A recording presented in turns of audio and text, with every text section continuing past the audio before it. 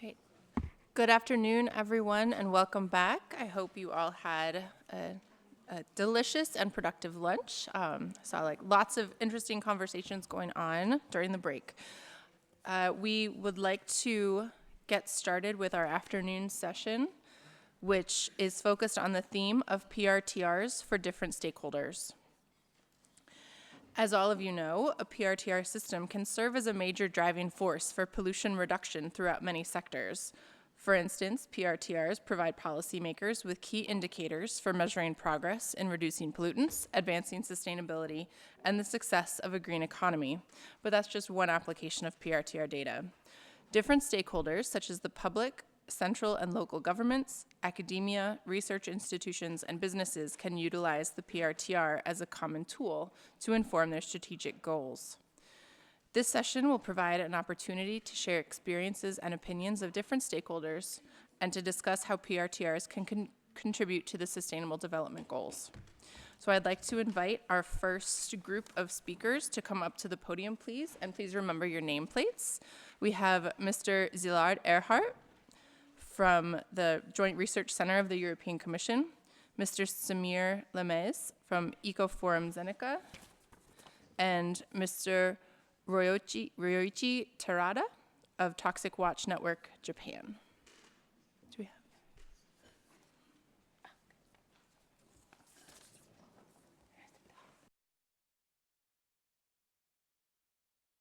have? Szilard, do you want to? I think we'll start with Mr. Erhardt.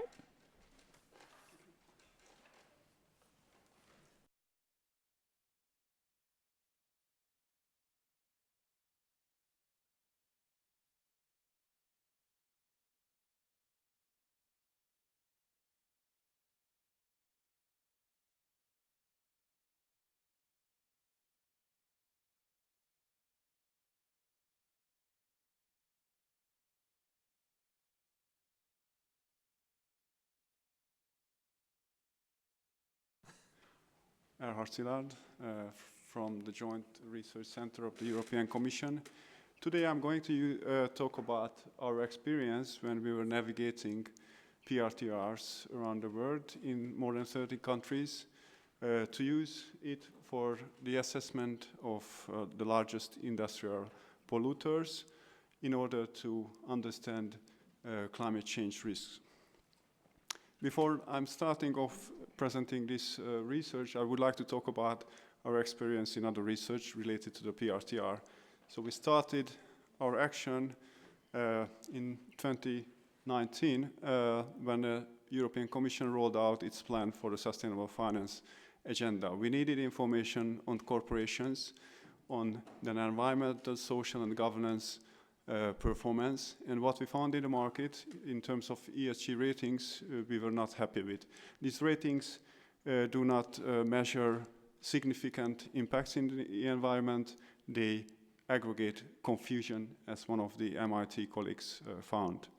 Then we provided rankings on the basis of the PRTR for the European Environmental Agency, and also assessed biodiversity risks from pollution.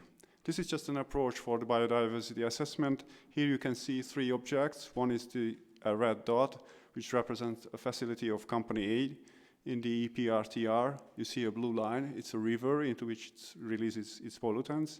And the park, in Europe, we have the largest network of protected areas. It's about 1 million square kilometers, 23% of the European land area. And we paired parks with polluters to see how close they are, so the proximity, what really interested us.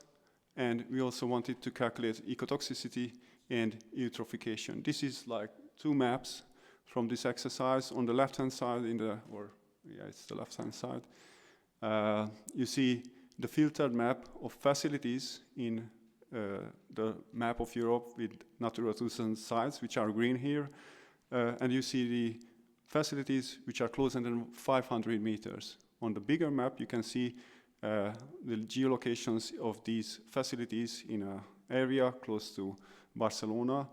And you can see that some of these are located in Natura 2000 parks with protected habitats and species, some of them surrounded by wide areas which might be derogation zones. So we drew the attention of the European Environmental Agency on this issue of investigating sites. It's just an example how you could use your data in the future, and why we are interested, as Margot Jata yesterday from the European Commission finished her presentation. The Task Force on Climate-Related Financial Disclosure and the related European regulations will require companies to report on sustainability in terms of 6 environmental objectives. And we know in the market, literature found that the TCFD risk disclosure is either ceremonial practice with cheap talk, greenwash, or cherry picking. These are the words or terms they used.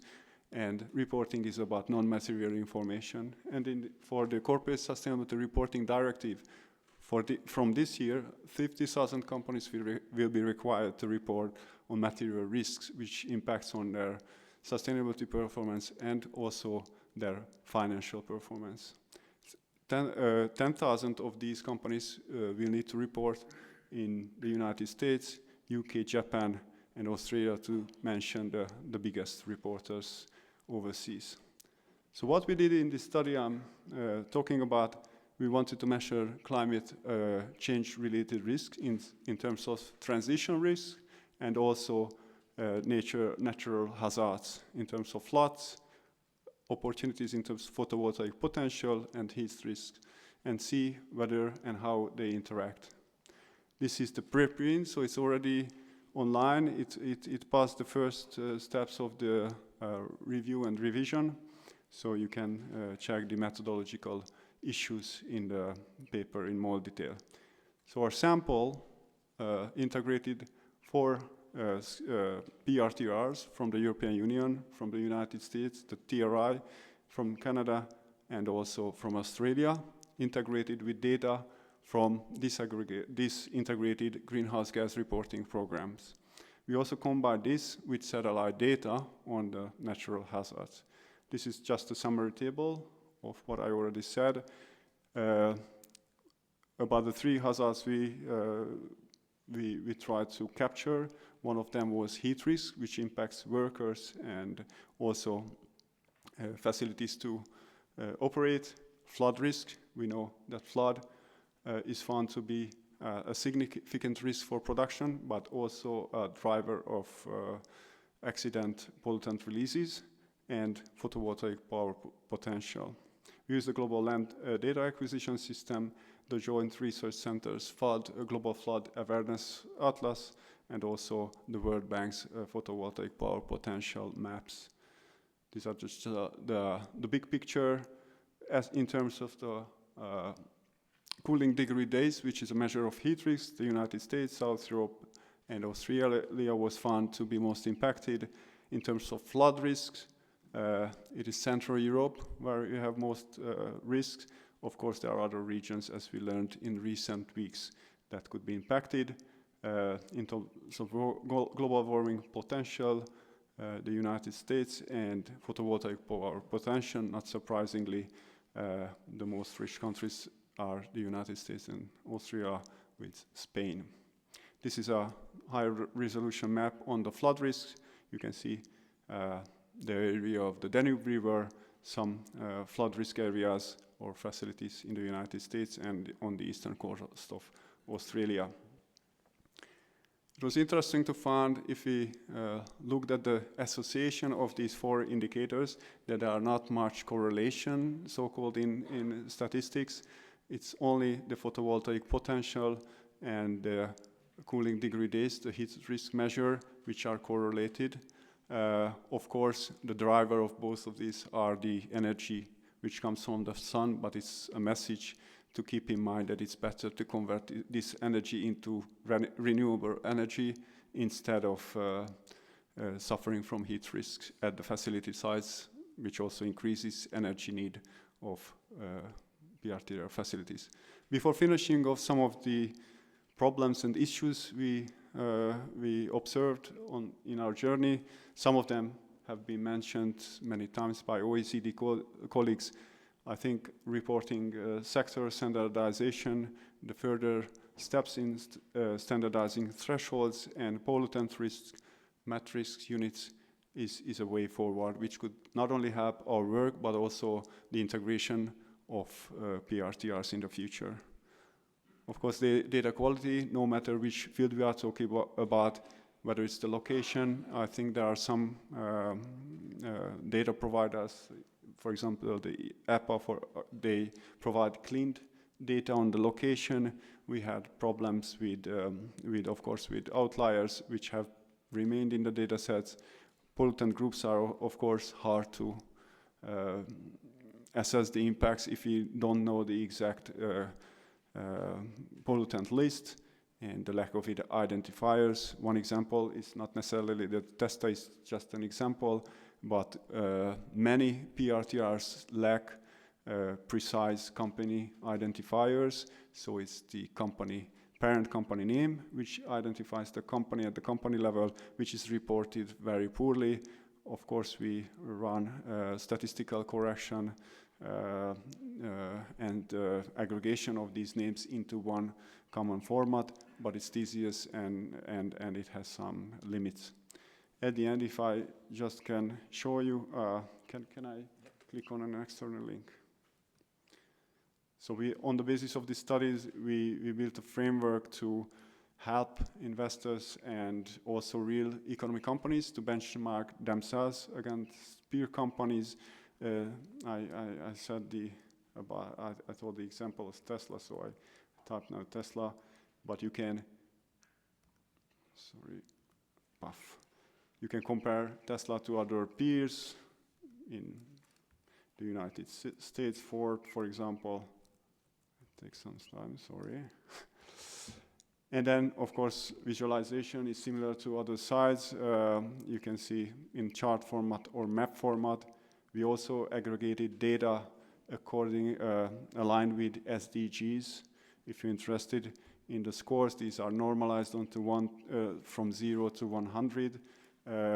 We have also methodology, which we publish. You can quickly see what indicators are integrated with what weight into our pillars, and some methodological issues on units, normalization, indicators, impact calculation, and so on.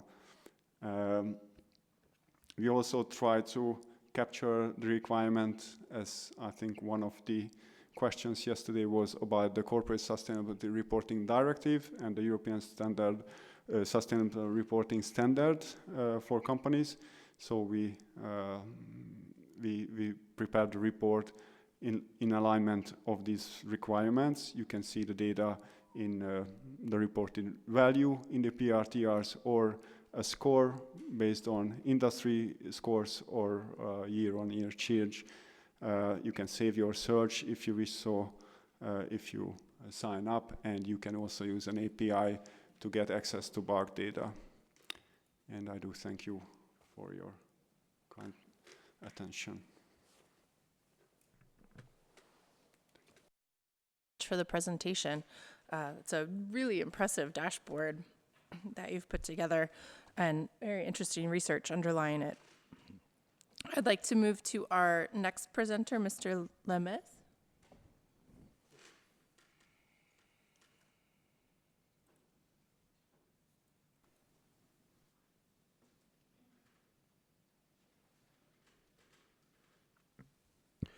We're just waiting for the presentation to be ready. Next slide, please.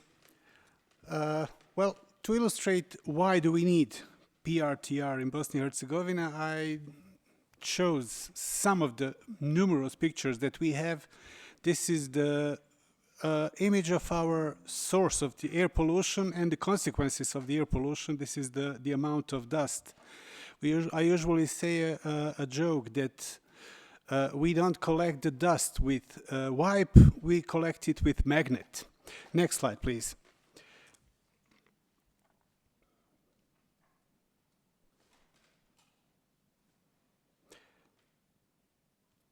Well, about our experiences, next.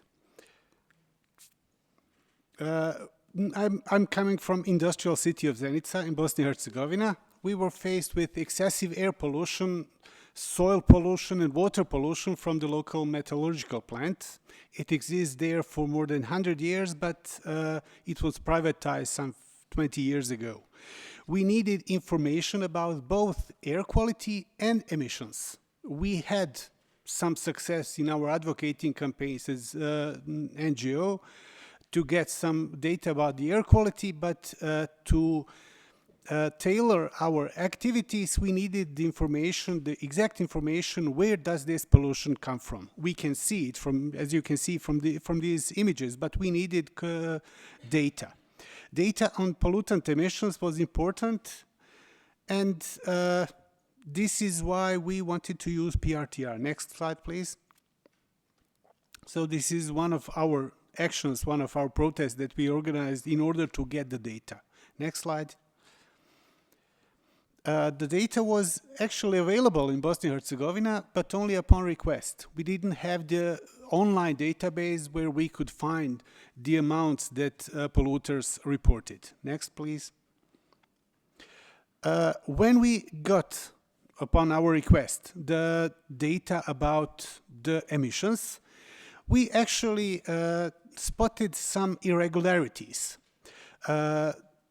In the continuous emission monitoring report, which the Steelworks was obliged to submit for example, 2014, we calculated the amount of coal that was used, the concentration of sulfur in coal, and we observed that, next please, it was almost 4 times less reported than it was estimated by the real data about the amount of coal and the amount of sulfur in the coal.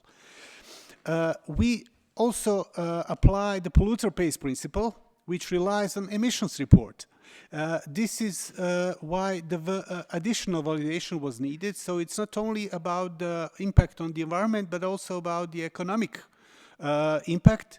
And we think that it was on purpose underreported in order to pay less taxes. Next, please. Bosnia-Herzegovina has extremely complex governing structure. We have 4 PRTR databases for the population of less than 3 million people and less than 150 facilities. We've heard today from Magdi that how this database was, 4 databases were established. We are still struggling to making them operating as needed.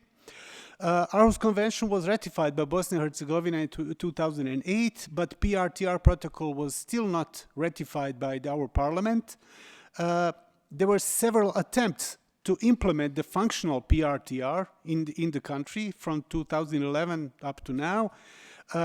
European Union had some big projects that made the result of these projects were PRTR databases, but they were not functional. Therefore, we needed new, and this is the final database. It's still functional only for data entry, so there is still no public data.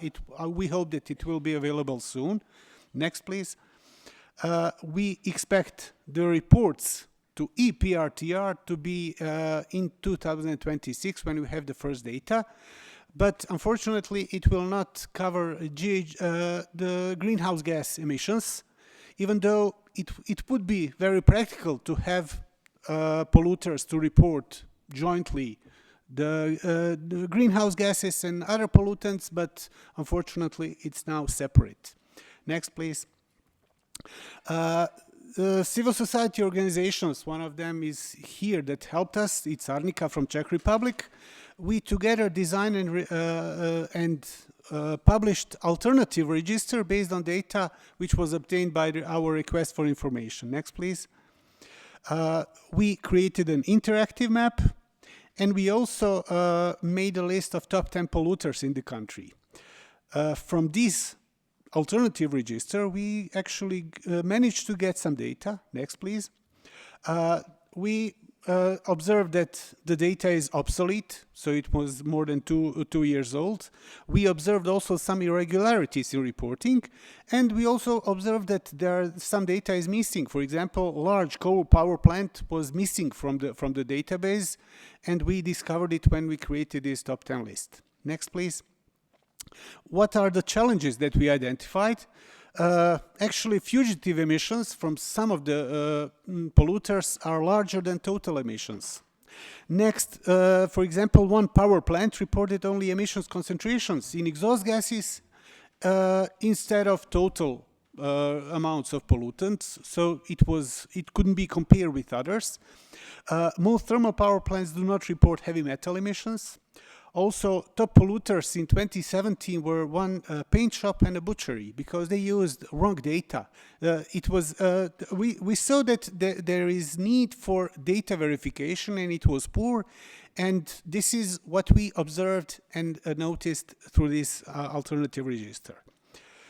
Next, please. And also, for not reporting, the polluters are only penalized symbolically. Next, please. What are the benefits of PRTR for industry and society? We can go quickly through this because all of you know why do we need PRTR. It can prove that industry cares about the environment in cases where they do care. Then they can improve the reputation of the industry in society. They can remove the barriers in communications between the industry and the surrounding population. Except, of course, for greenwashing, which it was mentioned in the previous slides. Engaging the population living around the polluters. Also, it could be the basis for technology improvements and innovation, and also improvement of the efficiency of the use of raw materials. If there are unwanted discharges of pollutants detected, then polluters can improve the efficiency. Next, please. What are our planned future activities? We want to emphasize that even partly implemented PRTR, such as Bosnia and Herzegovina, can help civil society organizations. We use this information for our media campaigns, additional inspection requests, penalties, also for criminal charges, for public participation in environmental permitting processes, because in order to participate, you have to be informed. So PRTR is a very valuable source of information, and also used in complaints to financial institutions. We already used a complaint mechanism of European Bank for Reconstruction and Development, and it helped us that after 15 years of our activism, it contributed to reduction of air pollution. Next, please. Some industrial filters were installed and some obsolete facilities were decommissioned. So the air quality is now much better than it was before. Also, there is a need for wastewater treatment. This is one of our future activities. We have a huge industrial waste disposal problem. In this photo downside, you can see the mountain of industrial waste, which is handled improperly. So this is something that we can use PRTR as one of the instruments to solve this problem. And also we want to use it to remediate the polluted soil, because we have for years and decades of industrial pollution, we have polluted soil. There are some studies that prove that there are heavy metals in soil and around the facility. Next, please. If you want to know more about our activities, you can visit our webpage, or since tomorrow, you will be able to see a documentary, The Sky Above Zenica. It will be available on HBO, so you can find the official trailer on YouTube or on our website. And thank you for your patience. 10 minutes, sharp. We appreciate your promptness. Next, I'd like to invite Mr. Terada. Good afternoon, everybody. My name is Yoichi Terada, Toxic Waste Network Japan. I make a presentation with the title implementation of PRTR in Japan and the involvement of environmental NGOs and the citizens for further reduction of risks from toxic chemicals. Next, please. Japan, as you may know, suffered severe industrial pollution in the 1960s and 1970s.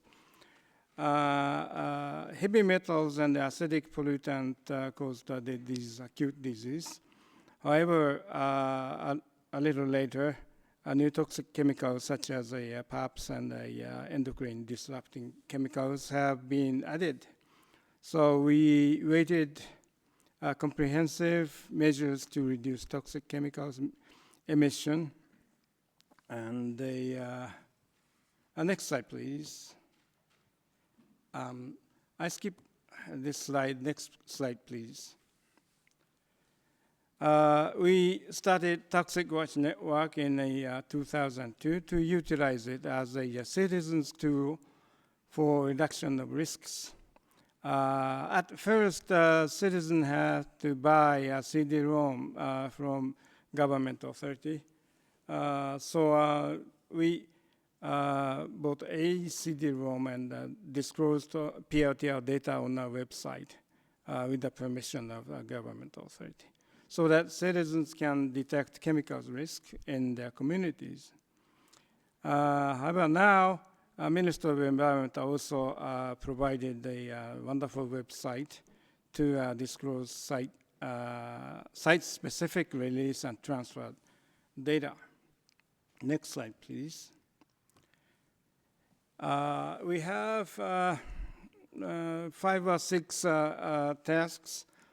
The task 1 is to disseminate PRTR systems for lay citizens.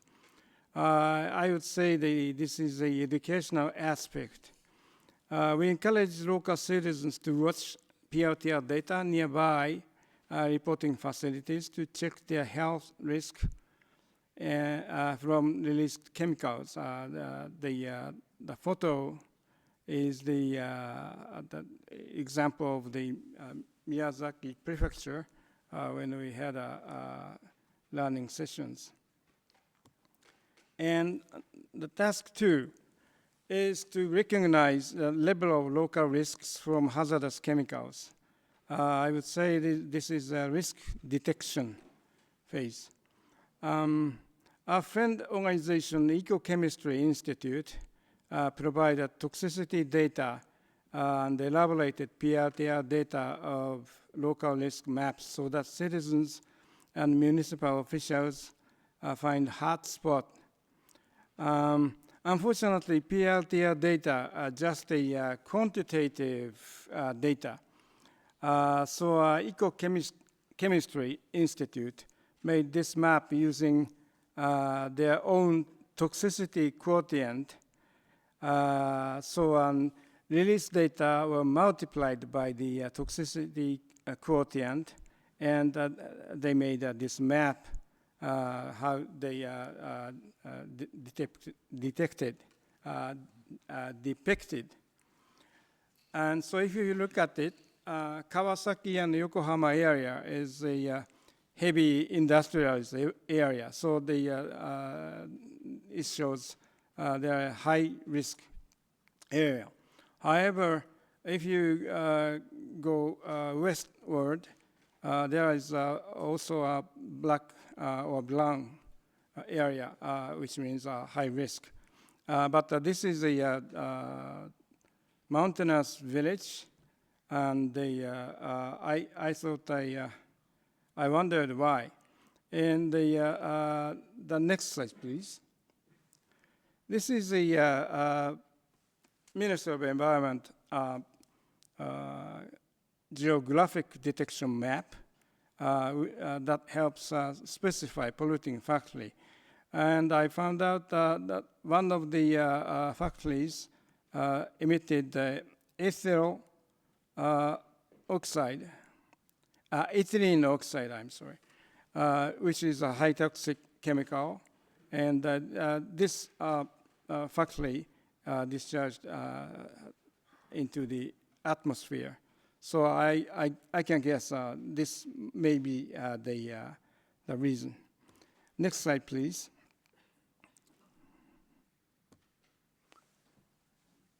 And task 3 is to strengthen the informational incentive to reduce toxic emission. In the beginning of the PRTR adoption, we had a lot of risk communication meetings, and local government were keen to advise factories to reduce. Example is Kawasaki City. And NGO and concerned citizens paid attention to local PRTR data, for example, dioxin PAPs, EDCs, etc. So these are, as a whole, leading business sectors to ecologically modernized or cleaner production system. I can call this process informational incentives. Next slide, please. As a result, after the adoption of the PRTR system, we can observe a steep reduction of a release. If you can see the central graph, release decreased nearly 1/3. However, unfortunately, transfer stay almost the same. Next slide, please. And task number 4 is a rather extra task for us, is to strengthen disaster prevention measures and resilience. As Ms. Matsunami reported in the morning, March 11th, 2011, unfortunately, we had a East Japan great earthquake and a tsunami devastated not only nuclear power plant at Fukushima, but also more than 300 PRTR reporting facilities along the inundated area as well. Next slide, please. So we pinpointed PRTR reporting facility in tsunami inundated area and tried to detect a toxic chemical contamination nearby. However, we found only some trace of them. Tsunami power was too powerful to leave a concentration of specific chemicals. The local government realized that the earthquake, tsunami, or flood may cause a serious toxic chemical spillover threat and led them to take disaster prevention measures. Next slide, please. And task 5 is for further improvement of PRTR. It's getting harder to further reduce after 2 decades of the PRTR enforcement. We need more sophisticated incentives. We have requested that a reporting facility also report input amount of the toxic chemicals to recognize potential risks. Now also, Osaka Prefecture for example, requires the input report to calculate release rate, which is release per input, like Korean people have been doing, to grasp the ecological performance of each industry. So if you look at the figure right hand, automobile industry is not so successful, but the publishers' printing industries are pretty successful. Osaka also required to report reason why reporting facilities successfully reduced or failed, so that the other factories can follow the top runners. Next slide, please. And task 6 is related to number 4. To utilize PRTR to secure disaster prevention, for example, earthquake, tsunami, flood, and landslide, etc. And risk reduction of communities, surrounding communities. As you know, that 20% of big earthquake occurred in a small island of Japan. Osaka required PRTR facilities to draft emergency planning. This reminds me of that the US TRI is based upon the Emergency Planning and Community Right to Know Act of 1986. To promote these innovations, PRTR data, as well as the public opinion support and pressure from NGOs are also necessary, I think. Okay. This is some summary. Thank you very much for your attention.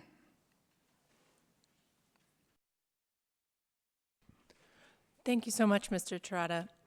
I think all three of these presentations have been very powerful reminders of the impacts of toxic chemical pollution and the importance of monitoring and reducing releases of such. The floor is now open for questions or comments. CEC? Thank you for the presentations, and you have touched upon potential uses of PRTR data, as well as what's lacking in some of them. And my questions to the three of you would be, in a few sentences, what would be the ideal PRTR system for your country or region, going beyond reporting?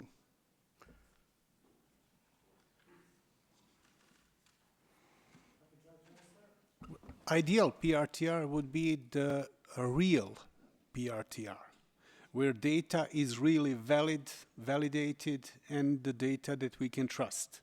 So I really like this idea from Japan. For those polluters who report less or more than the previous year, they have to explain how it happened, and it can use, for example, for others. And I think this is very good example, and I think that we could use this idea to advocate for it, to change our legislation to introduce this, because this is very valuable information.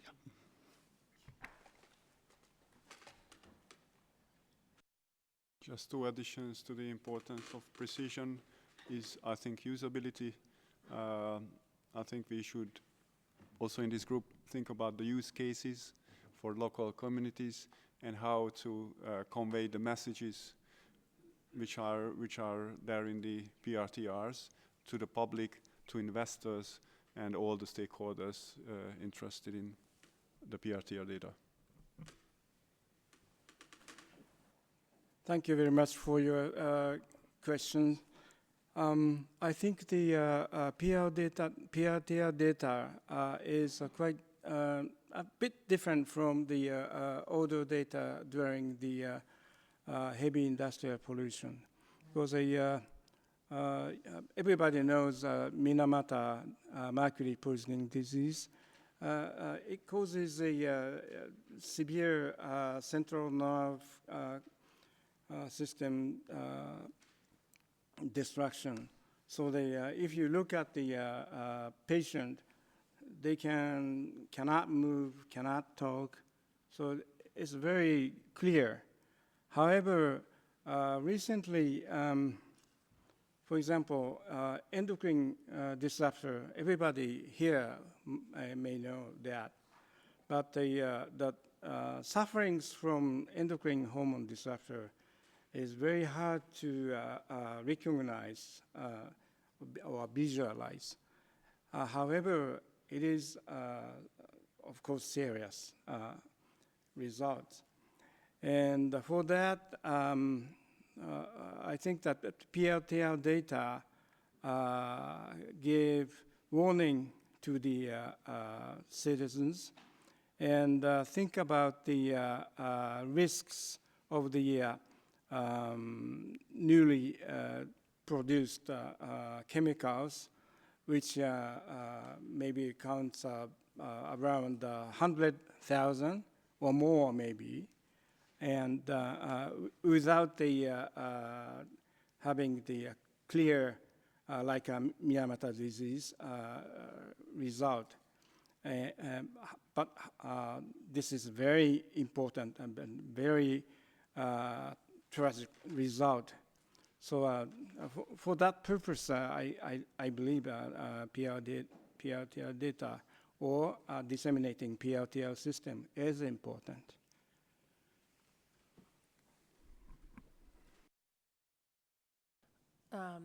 Morocco, and then EEB, and then ERG, and then European Commission.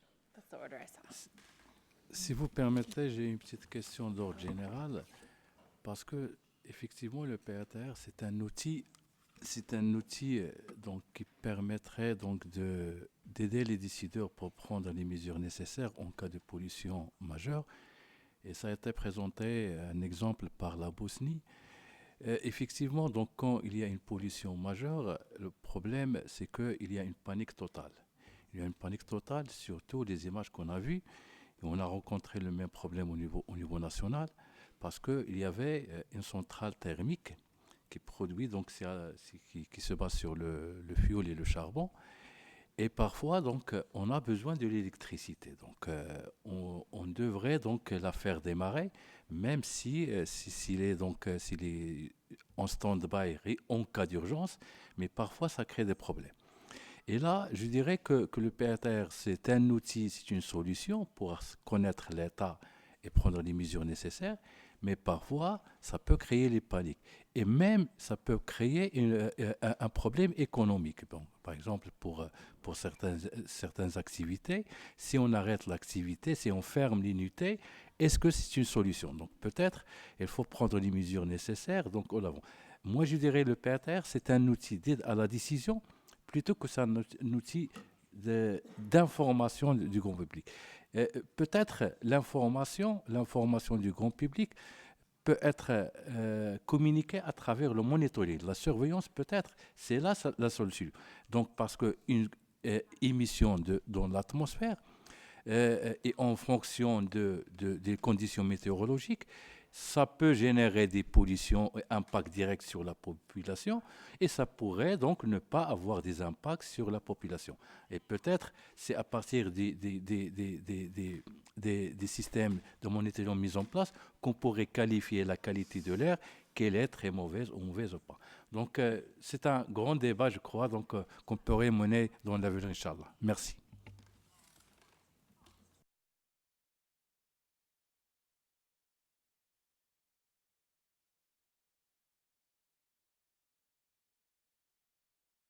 I think what's important is that PRTR is internationally available. So we use it as a benchmarking.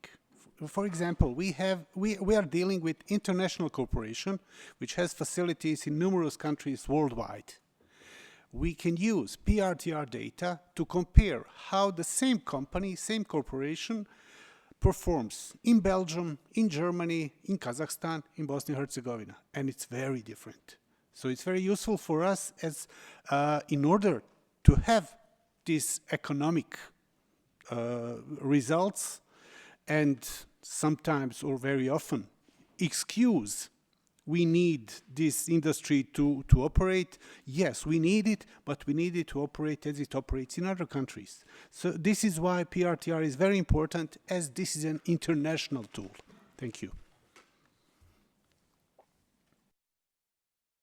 Add something to this issue. I think PRTRs are very relevant. Continuous measurement also. In some countries, we don't have data within the years, just with like in the next year. So I think using some other solutions, I often mention satellite image capturing, not only for methane, it's available, but also for other pollutants like NOx and SOx. The NASA and also the European Space Agency are working on satellites which will hopefully capture data, provide data, not necessarily on the grid level of the facilities, but there have been research on matching the PRTR facilities with the observed information, And if it's done so, at least for the largest coal power plants, at least, we have already information within the year, and this can help to inform policymakers, national authorities to act, and also to the wider public, because I think the interests are in many cases different.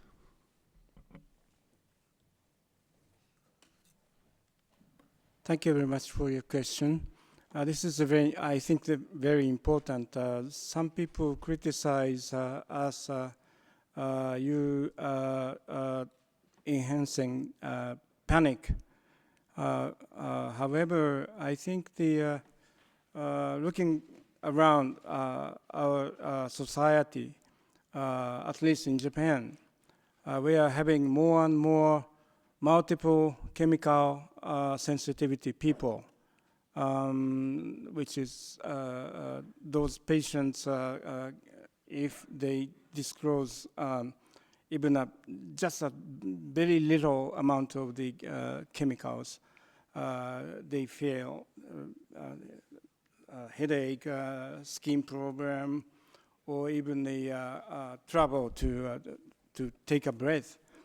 And also we have more and more children getting the developmental disorder. You may heard of that. I think it is getting maybe 7 or 8 times these 10 or 15 years. So I can guess something must cause this problem, and the something must be some toxic chemicals, I guess. That's why we chemical NGOs are giving the warning to the people. Maybe we are right, maybe we are wrong in some place, some point. However, I think at least it's our work we should do by NGOs, and to enhance or make people aware of the realistic situation. Thank you. Thank you. I'd like to recognize EEB with the question. Thanks. Well, the answers have been already actually done in part, and thanks to Orlando, which actually I had a similar question to the panel. So, can you confirm like a top 3 wish list, you know, of what you would expect in terms of your needs? Because I heard the similar things like PRTRs is just to inform some people about some pollutants being emitted. Don't make it too complicated; they will not understand. I heard these kind of comments too. But does it really help to address a pollution problem, you know, by putting information more simply out there?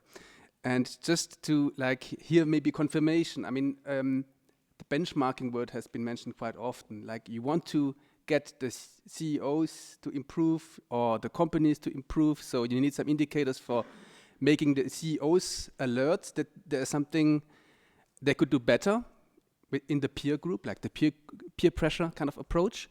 I'm sure the same story is valid for the inspection authorities. They want to reassure maybe their citizens that they're doing the best efforts in terms of permit limits, for example, because I assume everyone has a permit to operate, even the Bosnian plants. But the picture make me doubt if they even have a permit. Well, can you maybe say something about that? What is missing? What can we do to fix this? For, you know, for the benchmarking and dealing with the problem, actually.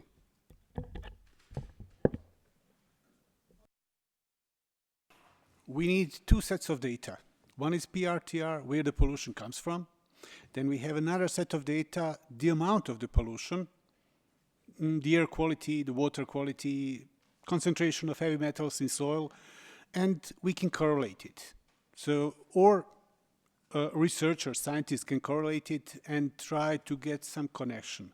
What we are missing is actually a real impact on human health.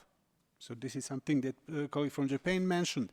It's finally, why are we using this in order to protect human health?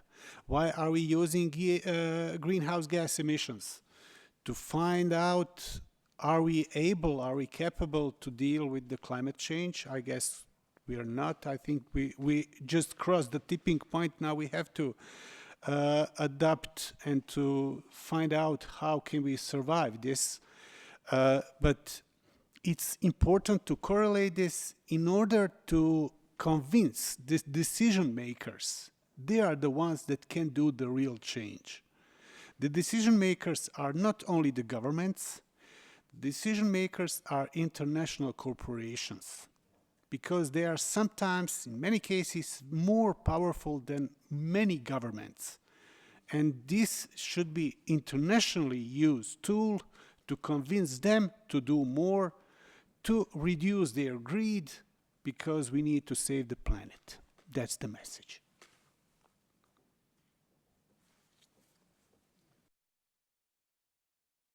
I hope that we meet next year, but not here, but by the lake, and talking about the nature, enjoying. And I also hope that production goes down. I think that's the only way. We always see that maybe efficiency increases, and we use the efficiency increase to increase production, so therefore emissions don't go down, as we, for example, seen in the Japanese figures, that you can convert release into waste disposal, but in a material world, in these physical rules, the material remains here. So I think we should leave the nature as it is and don't use too much chemical engineering. I love innovation, but chemical innovation has perhaps its limits, although I'm not a chemical engineer, so I hope I'm right. I explained Christian in the lunchtime that in Japan, after the adoption of PRTR, for several years, we maybe halved the emission of toxic chemicals. And the reason why, I guess, is that Japan, maybe in every country more or less, have the group-oriented mentality. So if Toyota automobile can reduce this level, Honda will follow to this level. Mazda, Subaru follows like that. So this is a more or less everywhere how PRTR functions. And also, as a next step, I think the boycott movement is necessary. This is a very new word. Boycott, everybody knows. If some factory broken the law, violation, one of the NGO's tactics is boycott the that we don't buy the goods from that company. However, the quite opposite thing will be necessary. If some company reduce dramatically, we should support that company. So this would be the new way of the consumers group can do that. So I think the PRTR have a lot of possibility for citizens or consumers movement can utilize, I believe.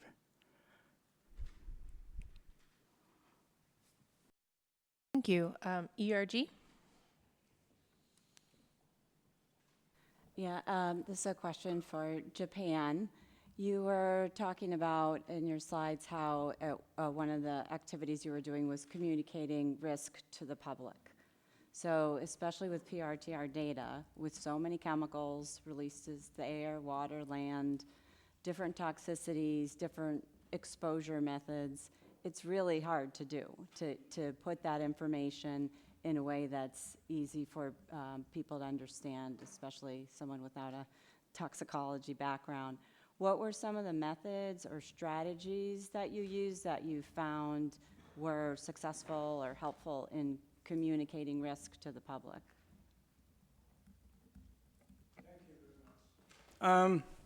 Is it okay?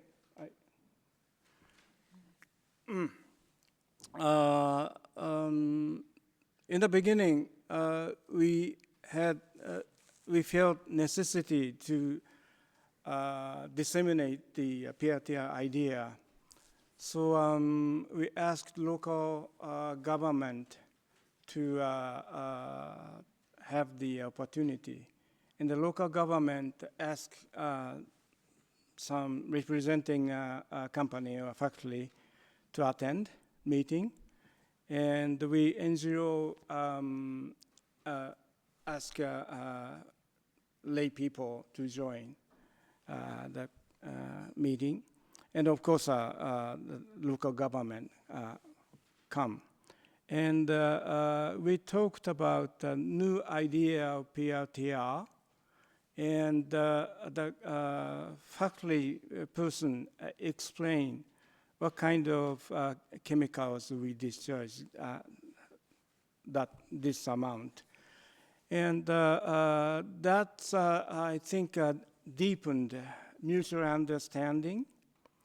And until then, the local people just yelling, and what are you doing? And that kind of things occurred.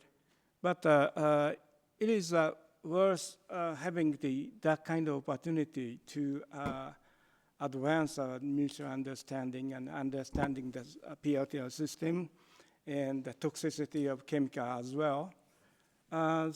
We have some successful result, but for some others we didn't. But it's worth trying for you. Thank you. Oh, no. Okay. Okay. Any other questions?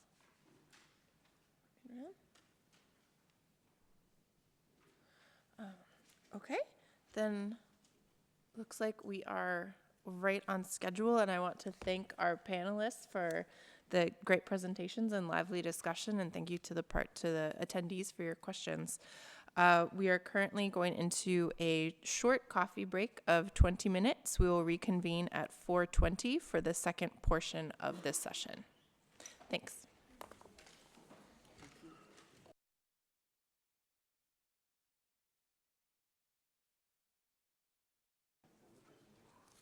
All right, thank you, everyone.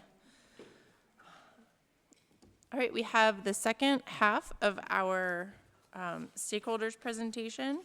We'll have 3 speakers in this portion. I'd like to welcome Ms. Barbara Cruz of Zero Discharge of Hazardous Chemicals Foundation to the podium, as well as Ms. Ani Baroyan, the Youth Research Group Leader of Public Awareness and Monitoring Center in Armenia, and Mr. Christian Scheible, Head of the Zero Pollution Industry for the European Environmental Bureau.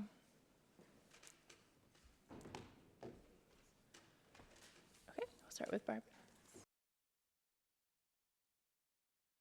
All right, so good afternoon, everyone. Hopefully there's still a bit of energy in the room. I'm Barbara, I'm from ZDHC, and I'm here today to talk a little bit about our Roadmap to Zero program and the work we're doing around harmonizing data and creating incentives for participants of the program to provide better and higher quality data. Next slide, please.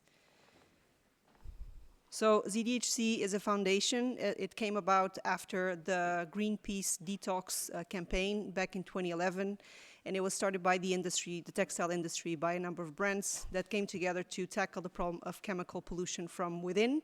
Over the years, it has grown, and today we have more than 360 partners between signatory brands, chemical formulators, manufacturing facilities, and approved solution providers.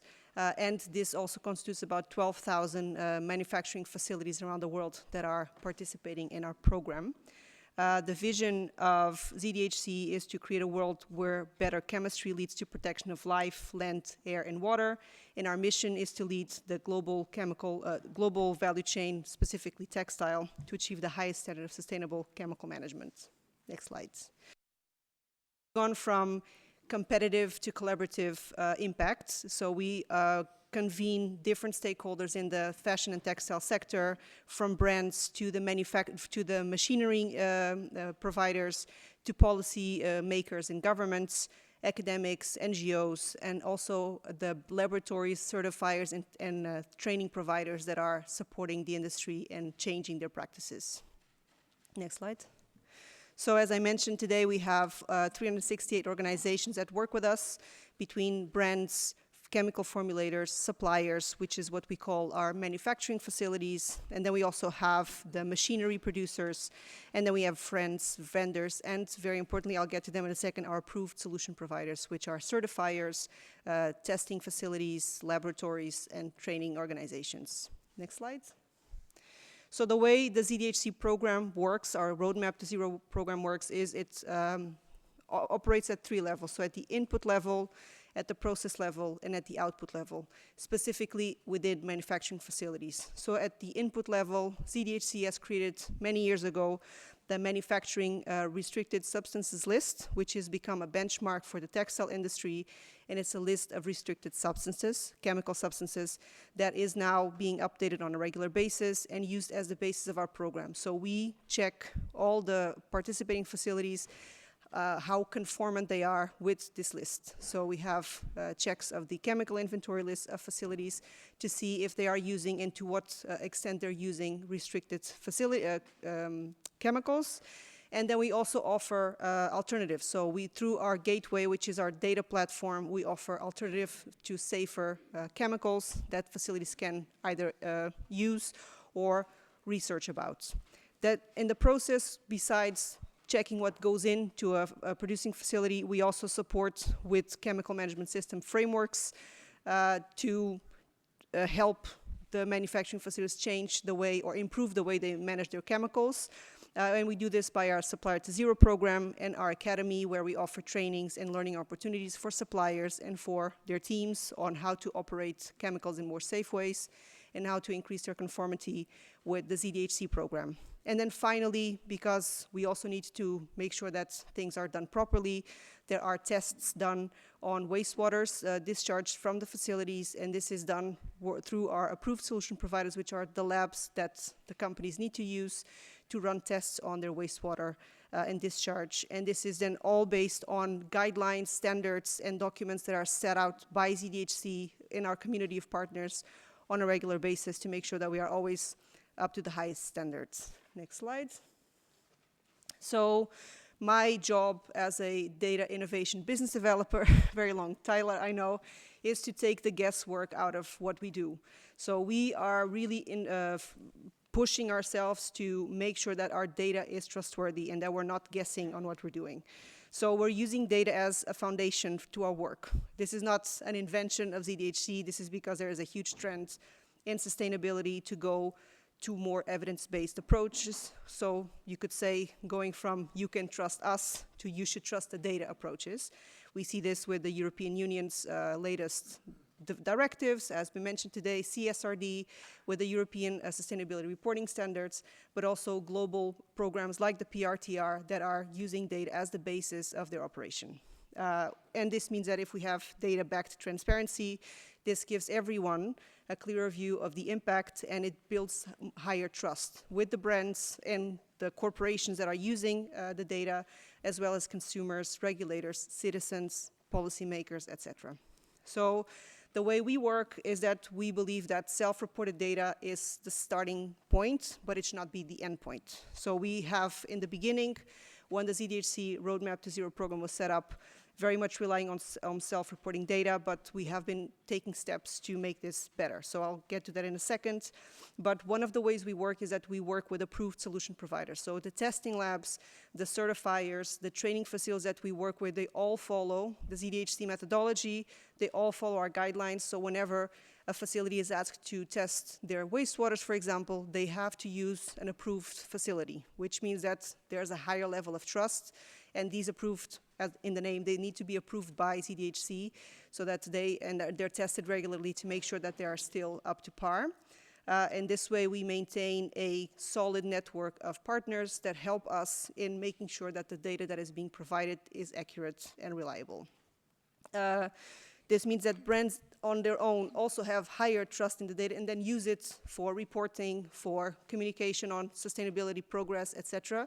So they make better use of the data. It's not just sitting in a database somewhere where no one is looking at it. And on the supplier side, so the manufacturing facilities also use this data to differentiate themselves. If they're performing better than their peers in the countries where they're operating, this is a way of making sure that there is a higher interest from brands that are driven by sustainable practices. Next slide. So we also see that compliance, therefore, is just the beginning. So we have introduced, or we have been introducing, a tiered approach, going from a pass-fail model in which either you're conformant or not conformant with the ZDHC Roadmap to Zero program, but having a kind of tiered approach with multiple levels that help incentivize participation.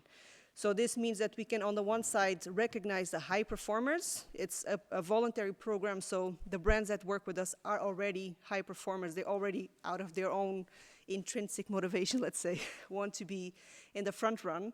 But they also want to be recognized for it. They want to be seen by their industry. But on the other hand, it also encourages the ones that are just taking the first steps. It's a program that allows for smaller incremental steps and not just in one time everything needs to be perfect. This is what a tiered approach allows. And I think it's something that could be used by different frameworks because it does create an incentive for participation at different levels. And then we use data as a strategic tool. So we see that there is more and more need for verified data. There's also, for example, what CSRD is requiring. You can no longer, as a brand, rely only on your own data. You need third-party verification, which makes it more complex, but also more reliable. And we also see this as a management tool, because again, it's not just about compliance, but you can identify the same way as PRTR does, identify high-risk areas or high-risk industries. This also allows brands to do the same if they have a better understanding of what's happening in their supply chain. And again, this tiered structure keeps sustainability accessible also to the newcomers that are just taking their first steps. Next slide. So we, as I mentioned, have a tiered approach. This goes across all of the programs that are parts of the Roadmap to Zero program. So it's for the suppliers, which are the manufacturing facilities, the brands, and the chemical formulators. So the middle one, so the Brands to Zero, has existed from the beginning, and higher levels mean higher commitment to the ZDHC program, higher engagement to the ZDHC program, and the data is always verified by a third party. In this case, we do it with KPMG, or actually the brands do it with KPMG. And what we're introducing now is that there is also higher performance, so that the results of the tests and the conformance to ZDHC is also increasing as the levels go up. In the Supplier to Zero, we still have currently most of the suppliers are self-reporting data, and we've now added 2 levels. That one of them is document review by a third party, and the third level is an on-site audit. So not all of the suppliers are currently following this, but because of regulation from the EU, there is a big push from brands for this to happen, and we're giving them the tools, including an app that can be used on site, to make sure that this is possible. And then the last one, which is very much still under development, is the Chemicals to Zero, in which it goes from the lowest level, which is making sure that chemical formulators are uploading their chemical formulations into our gateway, so our platform, to having these products tested to make sure that what they're providing is actually accurate. Next slide, please. So, and then this brings us to PRTR versus ZDHC. As I see it, one being a bit of a carrot and the other one being a bit of a stick. So ZDHC, or the Roadmap to Zero program, is a voluntary program.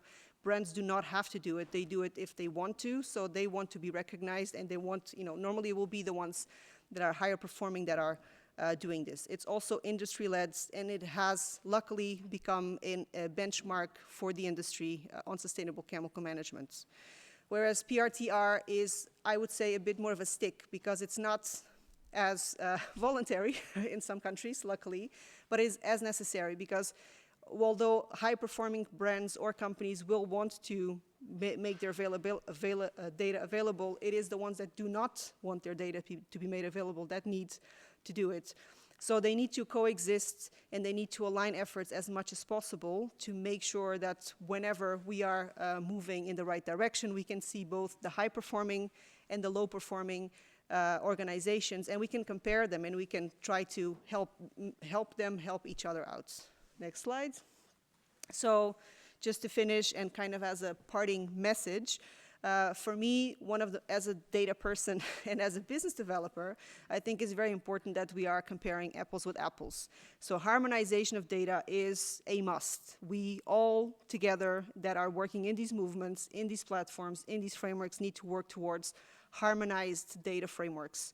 And for me, the European Sustainability Reporting Standards, or the ESRS, that have been mentioned today, are a great tool. So they are up and coming. They're still under development, but it is a data framework that is not only meant for all of the companies that are operating in the EU, it will be mandated at national level.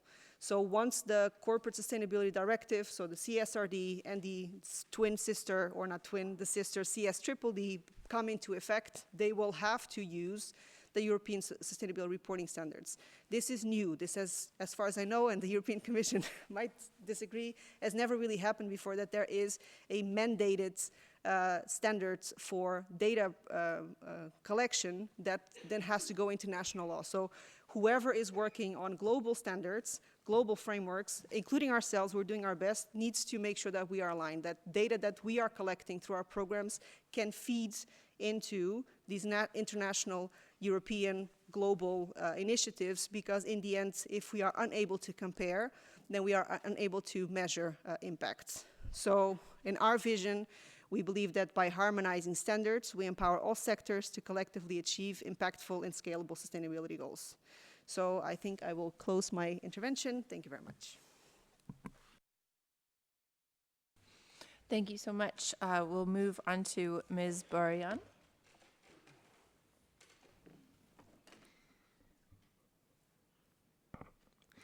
Dear Chairman, thank you for giving me the floor, and dear participants, today I will present the research conducted by the youth group of the Public Awareness and Monitoring Center NGO.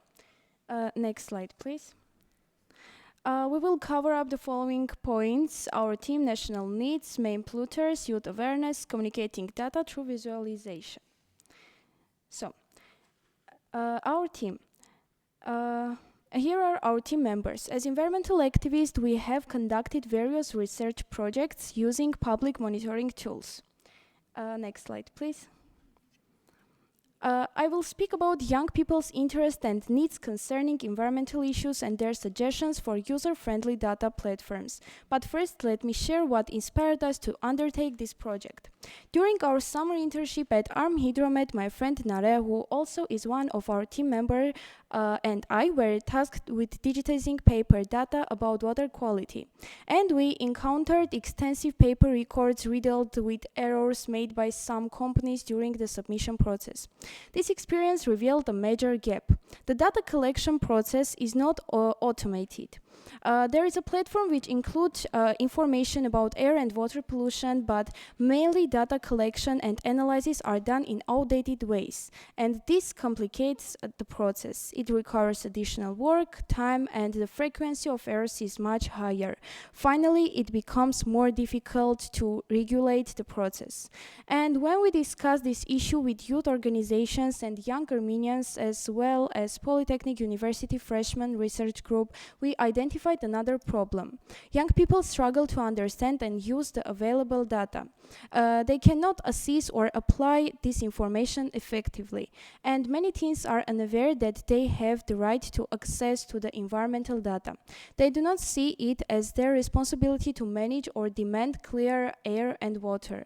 To validate this insight, we conducted a statistical survey among 400 young people from different regions of Armenia. Next slide, please.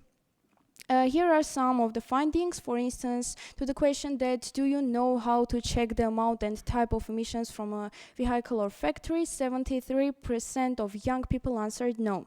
And to the question, do you know you can request air quality information from the government, 72% of young people answered no. Despite this, young people recognize the importance of a centralized system. For example, in question that can the PRTR enable public participation in environmental decision making, 15% answered yes and 34% answered particularly. And to the question, is it necessary to organize awareness events about the PRTR system in Armenia, 92% answered yes, underscoring its importance. While working with University Research Group, we discovered some these conceptions between several state information sources. To explore this, we visited the Hydrometeorology and Monitoring Center to understand their data collection and calculation methods for air pollution. So here you can see some pictures of our visit. Next slide, please. And we also noticed this data gathered by university freshmen within a research project founded by the European Union highlights Yerevan's main polluters, which are urban construction, stone and sand extraction, and industrial activity, which stand out as one of the major contributors. Here you can see some statistical analysis about air polluters and pollutants. Next slide, please. We also noticed that very often polluting in different aspects is beneficial. Polluting remains cheaper because with low accountability, low environmental fines make it more profitable for businesses to pay and carry on. Faster because outdated equipment makes any environmental effort seems too tedious, and easier because low fines and penalties for air pollution fail to encourage companies to take it seriously as well. And our research identified that poor public awareness causes hesitance, confusion among citizens. For instance, some survey participants mentioned that they become aware of air pollution issues after developing health problems linked to it. Next slide, please. To address these challenges, we have to design user-specific mobile apps or online platforms for educators, businesses, and the public. Host training seasons to help stakeholders, especially youth, interpret and apply PRTR data to localize and actively use already existing learning platforms. Next slide, please. We have to visualize data with infographics, charts, and graphs for easy comprehension, avoid technical jargon, and share real-life examples showing how pollution impacts local communities and how PRTR data can help mitigate these effects. Next slide, please. And here you can see a few questions about how teams want to be informed about environmental issues. This is not only suggestions by the focus group of our survey, but also our team. Because, for example, the multimedia about ESPO convention, some infographics helps us to deeply understand the importance of accountability of polluters and transfer of pollution. Thank you for attention.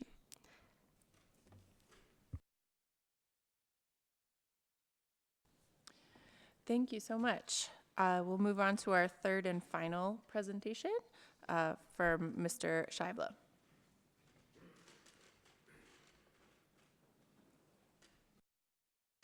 Yeah, thanks very much for inviting me here. I hope, yes, you have some energy left. And I'm sorry because some of you from the PRTR OECD community have heard this already, so sorry if it's a bit boring maybe.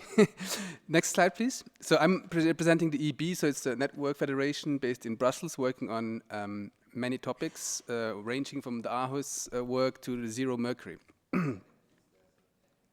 Yeah. And it's a view that I express as, well, a network federation working on industrial activities in particular. So it's very focused on big sources such as those regulated under Industrial Emissions Directive. So there will be some jargon, sorry, and geeky acronyms like BAT. But okay, from what I remember from the first slide, so actually there are some issues we have identified that come up very often, which is that information that is actually made available or required to be reported by the industry is not being integrated in the PRTR systems. And one of those are, for example, the concepts of continuous improvements, pollution prevention at the source, the benchmarking of excellence, key environmental indicators, and those are very well known by the operators being regulated under the ID because they are under the EMS system. So they all have an environmental management system, which can be EMAS or 14001. Yes, thank you very much.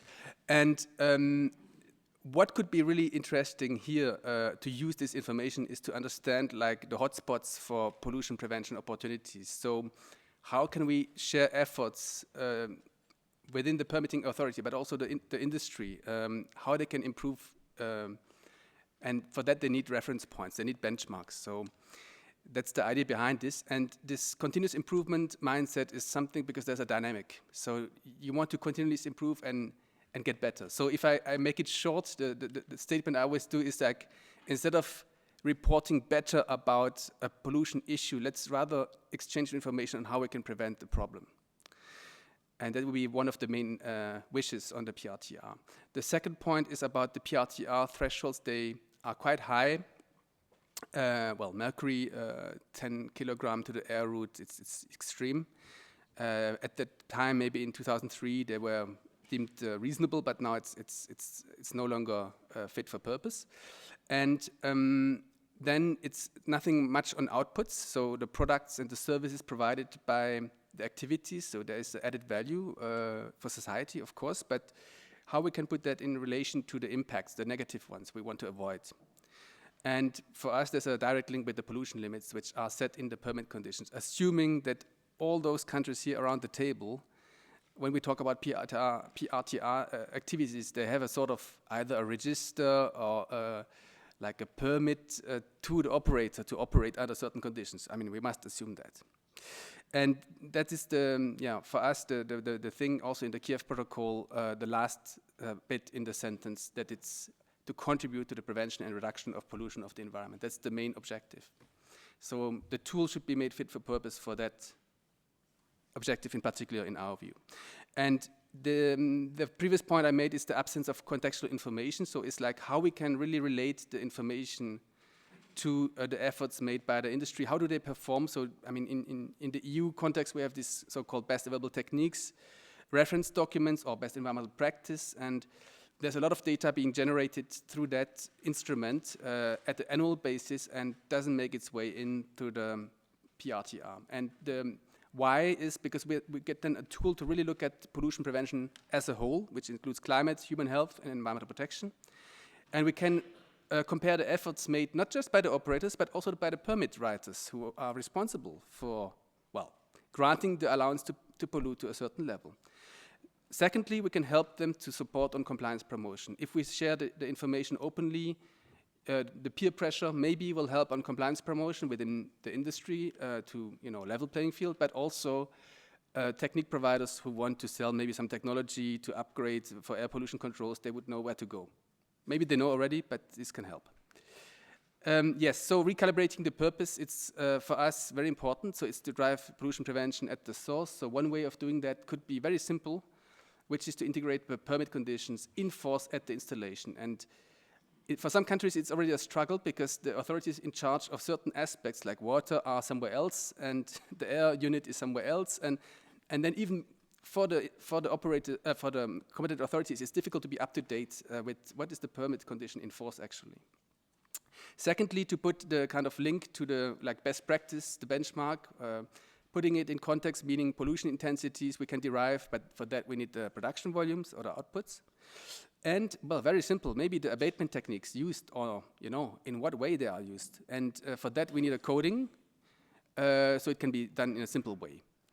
Then we can integrate a lot of documents which are already there and must be there, which is compliance reports, inspection reports, environmental reports. There will be something very interesting for the ID operators in the future, which is the so-called transformation plans. So each operator has to explain how the installation will transform to clean, climate neutral, circular, and what else?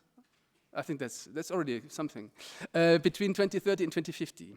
So this is quite interesting information, and I think that will be really a game changer to have a benchmarking even in the ambition and the promises and the commitments they are putting forward. Next one, please.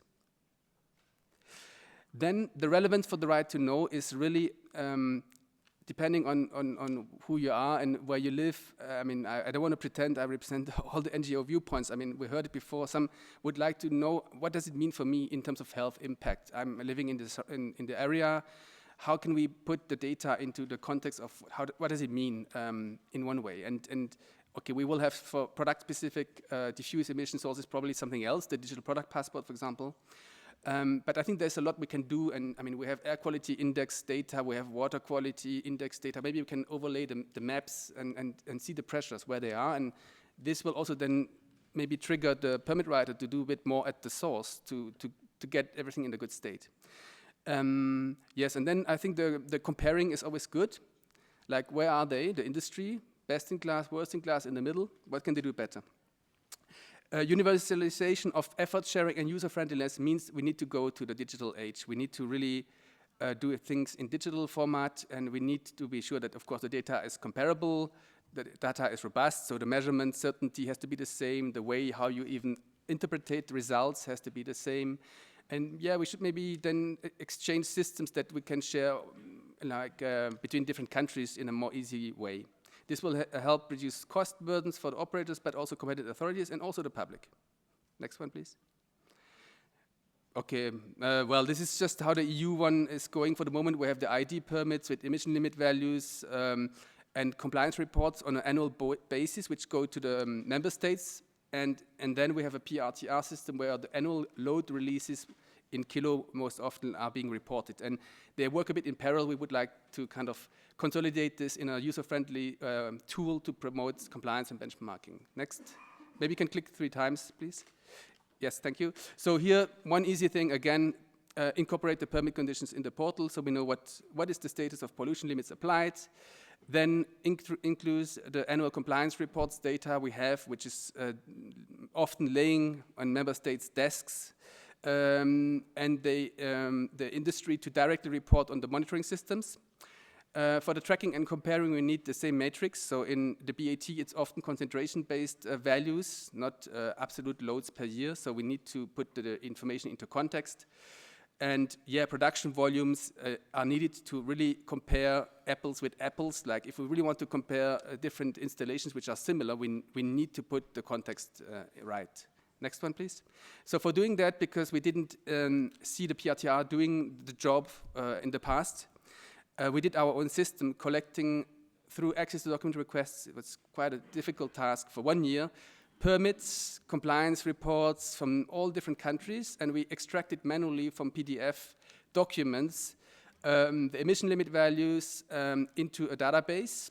And there you can, with this system, it's called the Industrial Plant Data Viewer, you can, based on the search codes you want, you can filter by fuel type, by size of boiler, country, etc. You can compare the emission limit values for the same class of plants. Then the data will also show the health impacts, calculated automatically from current levels to target level, the strict BAT level or the lenient BAT level, the max allowed emission limits, etc. And then there are even derogations. We even calculated also the impact of derogations. Next one, please. Maybe another click. So the good thing here is that we can compare like the worst or lowest in the category. So there are name tags attached to these plants. So you can know exactly which plant is actually the better one compared to the other, same category plant, and this is about large combustion plants. I must specify we have been focusing on lignite and coal combustion and gas turbines, etc. It's just an example. The latest data is 2021, and there are some kind of emission factors that are calculated on NOx or other parameters that are automatic, such to see the trend. Next one. And I think it's the last one. Yeah. So well, to cut things maybe short, so what are the main expectations from EB side is that we really want to have one tool that promotes compliance and benchmarking of performance, but to deal with the pollution prevention efforts at the source. For that, we need performance ratings, so we need to put information into context. We want absolutely the consumption data to be public, and this has already been done. Like, for example, I didn't mention it, but in the large combustion plants one from France, for example, it was very easy to get the water consumption data in a very user-friendly way with Excel. There are other countries who do it, but in France it's already done, so easy, can be done. And there will be other things coming in terms of consumption data. Then we want to compare, and track performance. For that, we need, I think, the permit conditions to overcome the language barrier. We should have the same format for everyone. We can change the headings in all languages we want, but we want the numbers. Yes, and this is the same for the BAT, where they stand in terms of performance. Abatement techniques they use, there are not millions of them, they're quite standardized, so we just need a kind of common abatement techniques coding. There's other things we can incorporate: compliance data, monitoring data, track record of compliance, the penalties applied, everything which can help to prevent pollution at the source or make the industry tracking possible. And yeah, then the last point is the substance groups, and well, there of course we expect also the Kiev protocol to be amended because it's outdated, and there's a lot of work going on at the EU anyway in the next 2 years to have a new check on the substance groups and the threshold that we really need it. If there's data, just use it. And the OECD is doing a lot of good work on this as well. And that was a bit over time, sorry. That's it.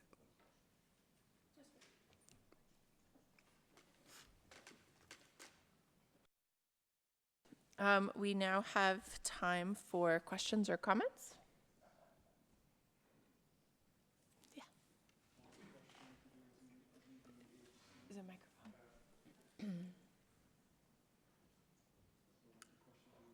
PHC, I wonder, it's a voluntary system from the point of view of the data providers. I just wonder whether what is the purpose you're doing this? Whether you raise fees from your target group, and whether you have any practices to address the conflicts of interest which might arise. We know from for example, in a credit rating agency business that it could be created easily when standards are introduced.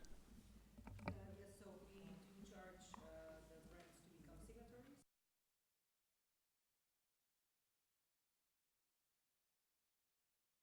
signatories. We do charge the brands, actually everyone that participates in the brands to zero, the suppliers to zero, chemicals to zero, has to pay a charge that pays our bills. But these, I wouldn't say that they are symbolic, but they are affordable, and they're based on the income, or not the income, but the turnover of the company. So larger companies pay higher prices, smaller companies pay lower prices. But the brands themselves, they are not the ones verifying any data. So the approved solution providers that don't pay anything, as far as I know, to participate, except that they can get business through us. So if they use our methods, they become an interesting laboratory, for example, that will be contacted by more suppliers. They are the ones that are carrying out our data collection. So they have no affiliations, and they are independent from the brands and from the suppliers. So I don't know if that answers your question.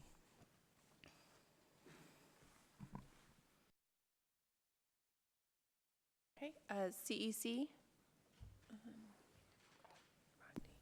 Thank you for the presentation. This is a question for Christian. And since I'm not from the European region, and I just wanted to get a clarification on the permitting side, because usually is in, you know, in the US, Canada, Mexico, the conditions of the permit are one thing, the reporting is something else.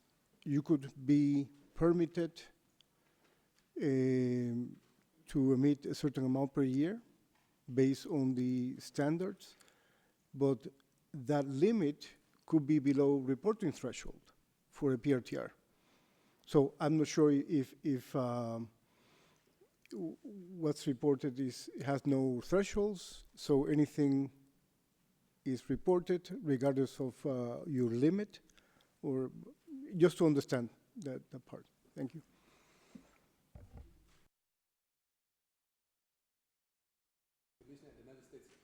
Everything is a bit different in the countries, how they handle, but normally, yes, the permits, depending on the countries, I mean, for example, in France, they have concentration limits plus a load limit, quite on top. In Germany, maybe it's case by case, depending on the sector. But what I wanted to say is, like, yes, there's a permit conditions in force with absolute limits. So, but there's not only emission limits, also waste, the water consumption aspects of this kind of thing. But there is the annual compliance report, it's called, under the ID. So the operator needs to send all the elements, including monitoring data, enabling the competent authority to verify compliance with the permit conditions. So I would assume on one hand you have the permit, you should know what is required, and the data to make the matching and bring this together. And indeed, it doesn't matter about the reporting thresholds. It's all the pollutants which are there. So they come on top. So there are additional information that can be there. I think the Czech system is quite interesting. They have a standardized method for the annual compliance reports, electronic, where you have minimum elements with embedded links on the real monitoring raw data that you can look up for. But it depends from country to country. Also in Italy, I mean, for certain facilities, there's huge amount of information if you know where to find it. Like the calibration reports, for example, like, you know, for the air monitoring devices, they have it. They have the energy, the waste reports, all in Excel, but it's only for a subset of plants. Yeah, but the point is that for the moment there's a link in the PRTR, and the problem is it's like often there's a dummy link, as I call it. It doesn't work. So it's not up to date, and maybe there the artificial intelligence can help to find the document again, because the links don't work. We are on too. I don't know if let's say if the permits information is publicly available, you could also have in their platform, if it is publicly available, a link to the PRTR as well. So the main point is to have access to the information. Okay. Thank you.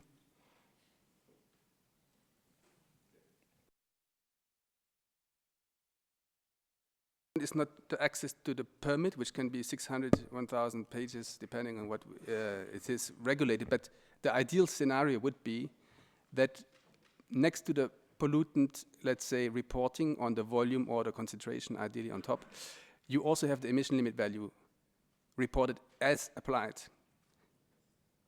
for the installation, for the source. So you have everything in one page. And then you have maybe a flag, automatic flag. Whenever the reported emission is above the limit, there's a problem. And then you find automatically. Maybe this is something for the next version. Okay, thank you. Recognize the Goethe Environmental Law Association. I have a question to Ms. Cruz about their program. You mentioned that part of the data that you are using is from self-submission, and the other part you gain from different inventories. And as I saw that you have the program across the world, probably from many different countries, so what kind of inventories do you use? And you also mentioned that you have guidelines and standards of your own. So how have been these developed? What are they based on? And do you only cover some substances, chemicals, or also chemicals in waste and chemicals in products? Thank you. I don't know if I can answer all the questions, but maybe I was not clear. So we don't collect data from different sources. It's just the data collection methods are different. It's always self-reported, as in the suppliers need to provide the data, but the way it's verified, it increases or improves. So on level 1, there is no extra verification, except that there are some parameters that they have to stay within. If there's a big deviation, we'll know that something is not correct. But going above that, so there's third-party verification at the facility through a third party that goes in and checks their chemical inventories lists, their different documentation that they have on their chemical management processes. And then the highest level there is auditing on the location to see if the data that has been provided is aligned with what has been reported. So we don't use different inventories, we use our own system, and this is all stored in Gateway, which is our data platform. In terms of the guidelines that so the list is composed of what we would be calling the very high, very hazardous materials, or chemicals, which is typically specialty chemicals that are used in the textile sector.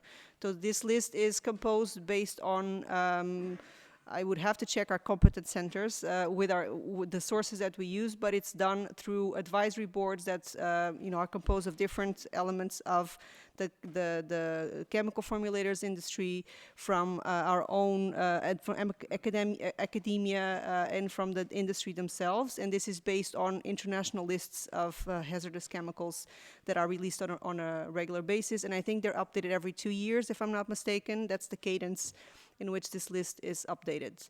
So it's typically very hazardous chemicals, as you would see them in most nomenclatures. And your last question on the standards, so we have the MRSL itself, so the list that is updated every 2 years, and then we have wastewater guidelines. This is also done by our competent center, by our technical experts, and we work with committees that have representation from academia, from other NGOs, and from the industry themselves, defining what the wastewater guidelines need to be. And we have developed recently other guidelines, for example, air emissions guidelines that are also being implemented. So we work with advisory boards and committees that have to work with us in developing these standards and these guidelines, and they're all available on our website if you want more information and details. Thank you. Thank you. European Commission?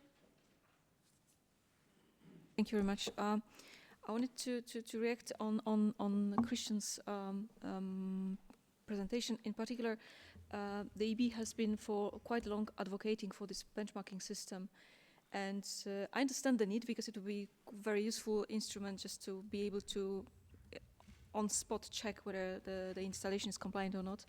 But as you yourself said, admitted that the exercise for the large combustion plant was already quite difficult, time consuming, etc. And this is quite a straightforward technology, was quite easy to capture. Together with the agency, Environment Agency, we tried to do a similar thing, and it proved to be also difficult with a huge error margin. So we don't have yet, I think, good instruments to do so. And I just wanted to ask maybe a question for reflection, because with the PRTR data, we have raw data there, we have primary data there of good quality. And I wonder if really having a PRTR that does everything, whether it will do good to the system really, yeah? Because now we are really trying to get the reporting harmonized, to get really high quality, harmonized, comparable data. And maybe this is something we should improve first and then do further. The recent revision of our portal already brought in new elements for reporting, so this is something we'll need to work on. And also we have a revision clause in the regulation, so after 5 years we are allowed to review the directives. Of course, we'll take stock and look for new things, including those that Christian mentioned on his last slide, I guess, so we'll be looking at it.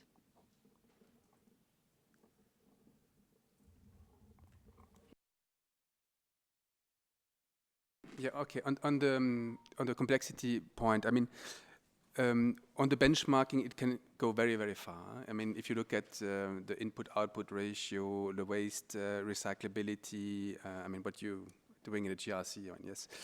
There can be also other things which are maybe a bit more easy. For example, what we did with our database was to really say, okay, what is the current average concentration levels of the pollutants that are subject to the large combustion plant BREF, which the member states must implement?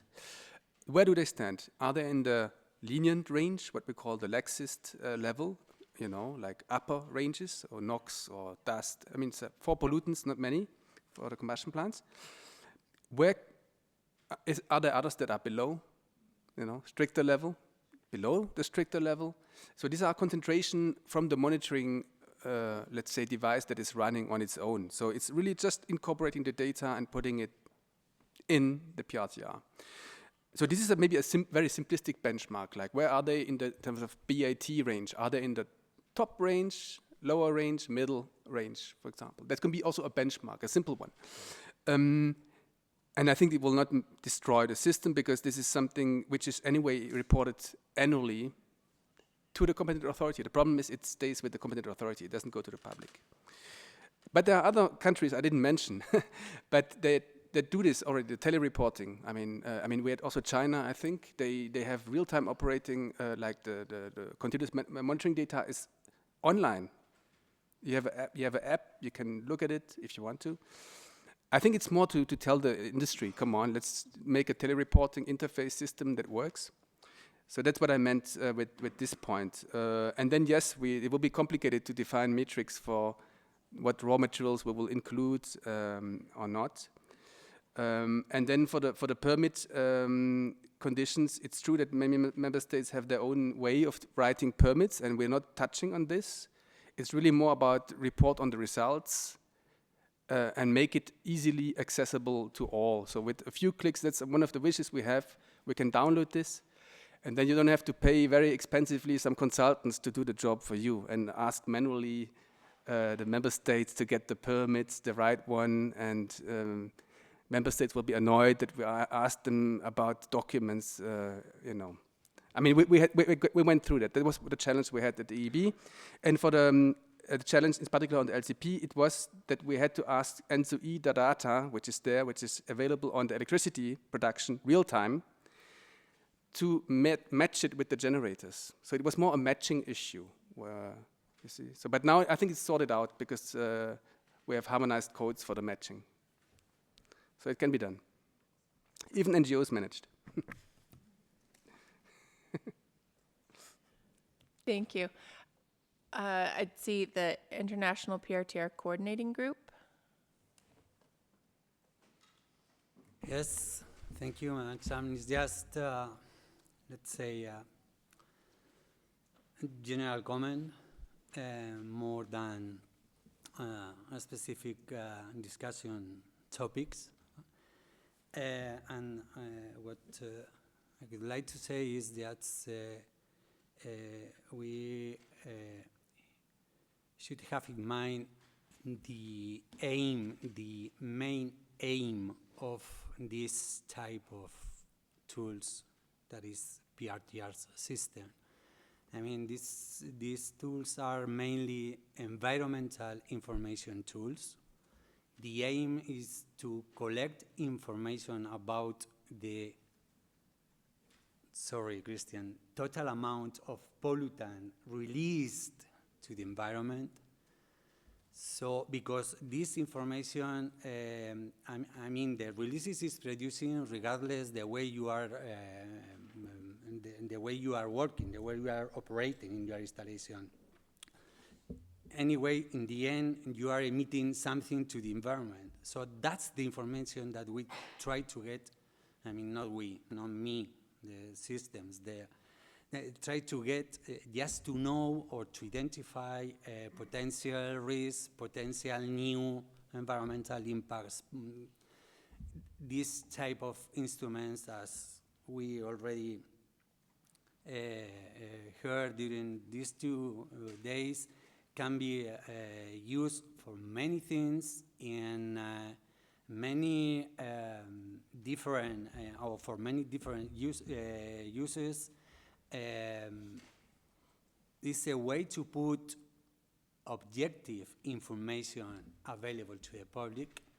When I say objective, it's just without any, not with additional information that helps you to understand the information that is put in the website, but just in a very, let's say, clean way, without any interpretation for anyone, trying to avoid any potential misunderstanding. So I think these tools are a very useful one. We know that over the years, PRTRs became a very useful tool, not only for competent authorities, also for the public, also for researchers, or also for many institutions. They use the information depending on the objectives they have, and also you can use this information to evaluate or to help in the evaluation of the permitting conditions, but not permitted conditions are the same in all part of the world. Even in the same region, you have different permitting conditions depending on the industrial sectors, the pollutant regulated in your country, in your region, depending on the size of the installations, depending on many other things, depending the application of the regulation. VAT is a very nice and best environmental practice, are really very good concept, but it's not applied in the same way in all installations because the legal framework are different. Even in one installation, you can have part of the installations in one framework of permitting conditions, another part of the installations with other different conditions for functioning. So there are a lot of things to take into account. I think that PRTR is really nice instrument to collect the final information about the pollutant that is released in the environment, and we can, and we should, and we have to use this information to evaluate a lot of things, but not, it's my opinion, I'm talking here and now in this situation as chair of the International PRTR Coordinating Group, but I think that don't forget the main aim of the PRTRs, that is to get information directly from the source, independently the type of the source, and just about the final releases we are generating in different parts with different pollutants in different media. That's it. Thank you very much.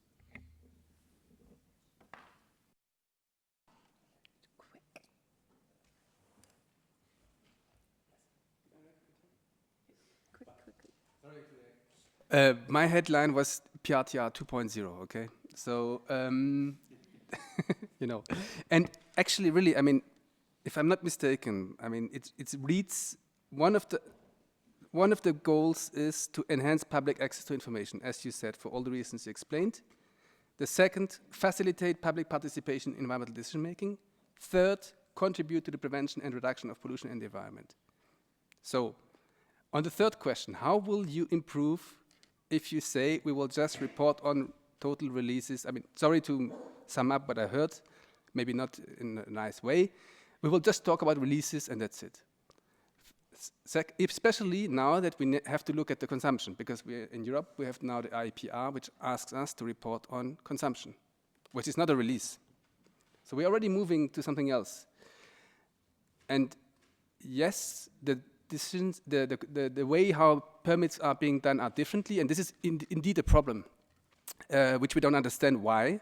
For large combustion plants, coal, in one country, the same facility can emit 5 times more, has derogations compared to another country, you know.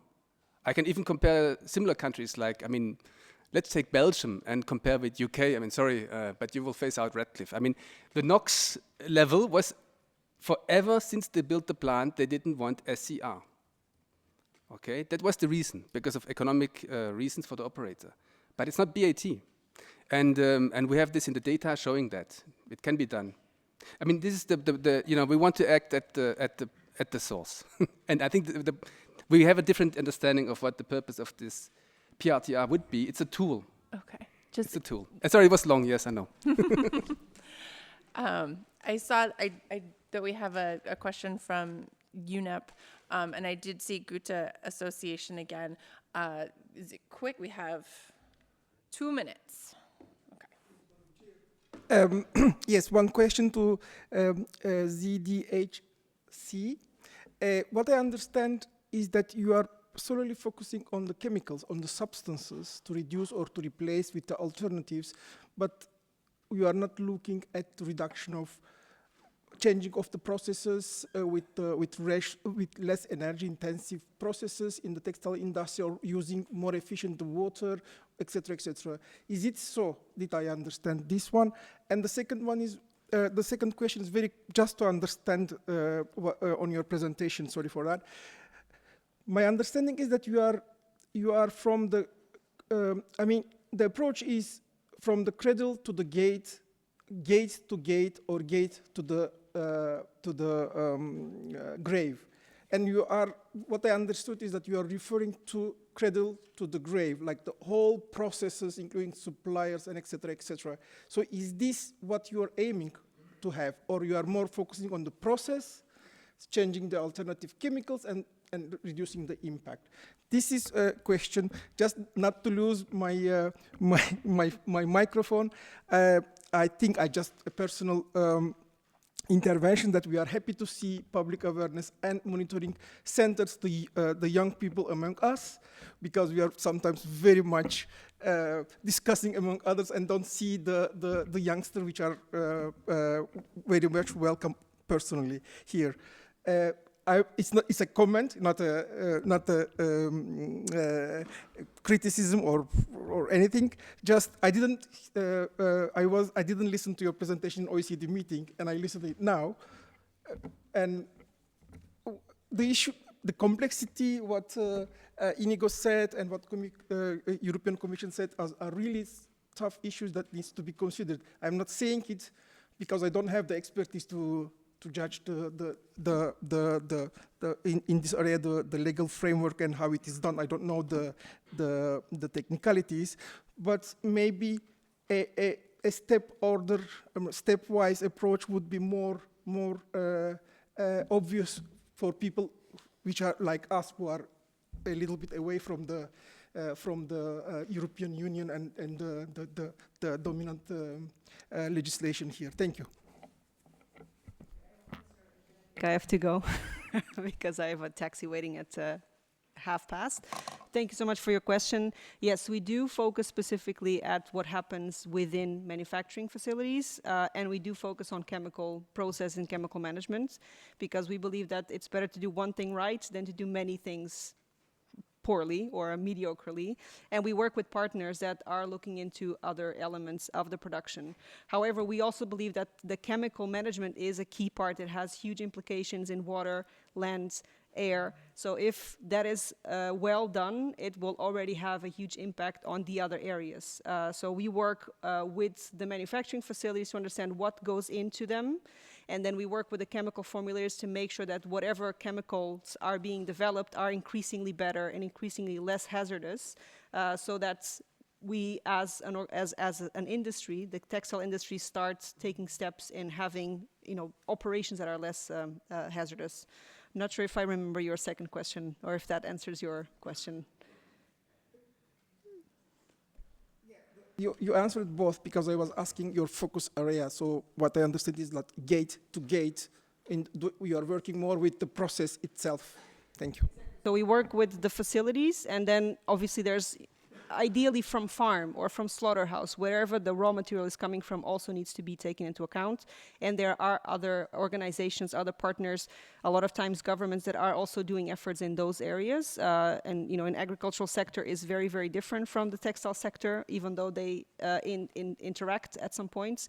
But we cannot address all the issues, and we believe we shouldn't be addressing all the issues because there's limitation in capabilities as human beings and as systems. So, all right, thank you. All right, thank you so much. And I know we left a question on the table, but Magdi, hopefully you can find the right person and talk to them during the break. We do need to get to just a very short 10-minute break or less.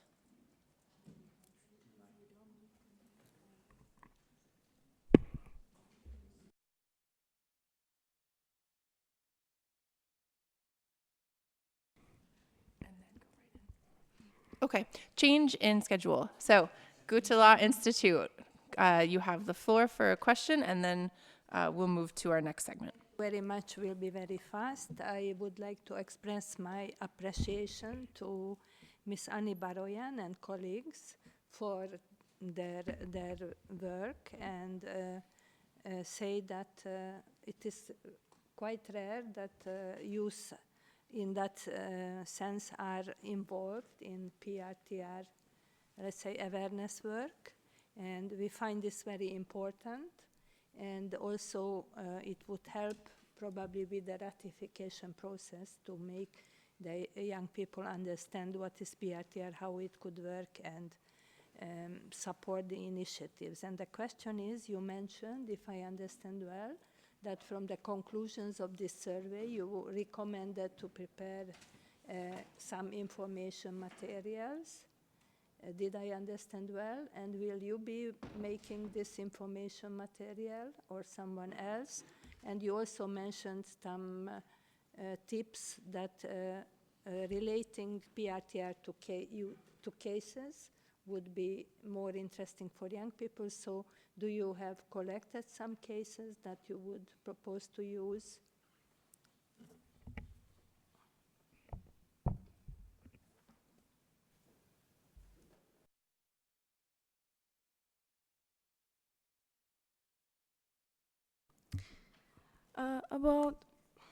About your first question, yes, we are going to provide some information, but maybe we will focus only in youth. We will create some information more understandable for young people. And to be honest, I don't understand well your second question. Can you please repeat? I asked if you will prepare this information material, and that you related some questions in the survey to proposing that using cases for PRTR, using PRTR information related to cases, pollution cases, would be more interesting for the youth to learn about PRTR. And do you have such cases that you could use in your future information material? We can discuss also separately later if there is no time, sorry.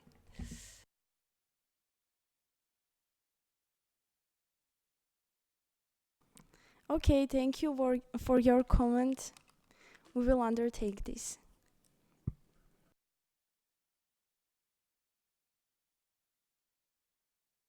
One of our group members will add something. Thank you.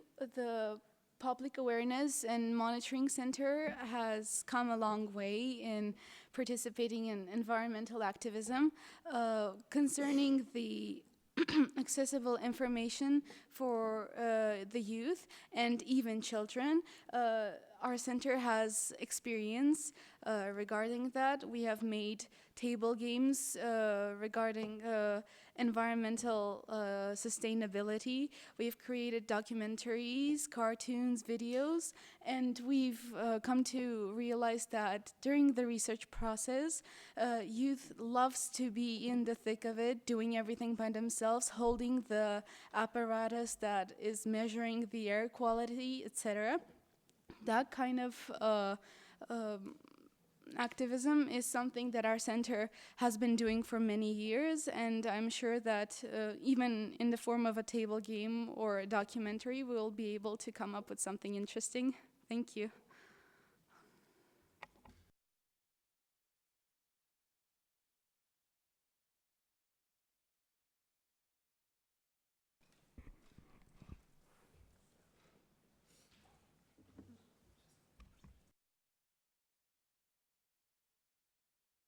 Thank you so much to our presenters in this session. Okay, head back to your seats if you want.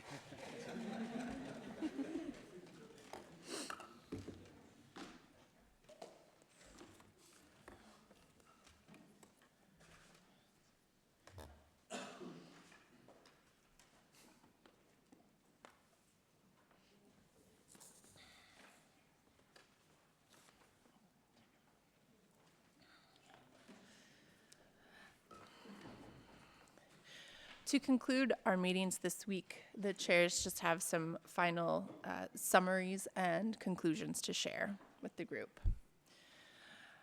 During our first thematic session on Wednesday morning, we learned what role the protocol on PRTRs and PRTRs in general play in different international treaties and other processes, and how PRTR infrastructure can support their implementation.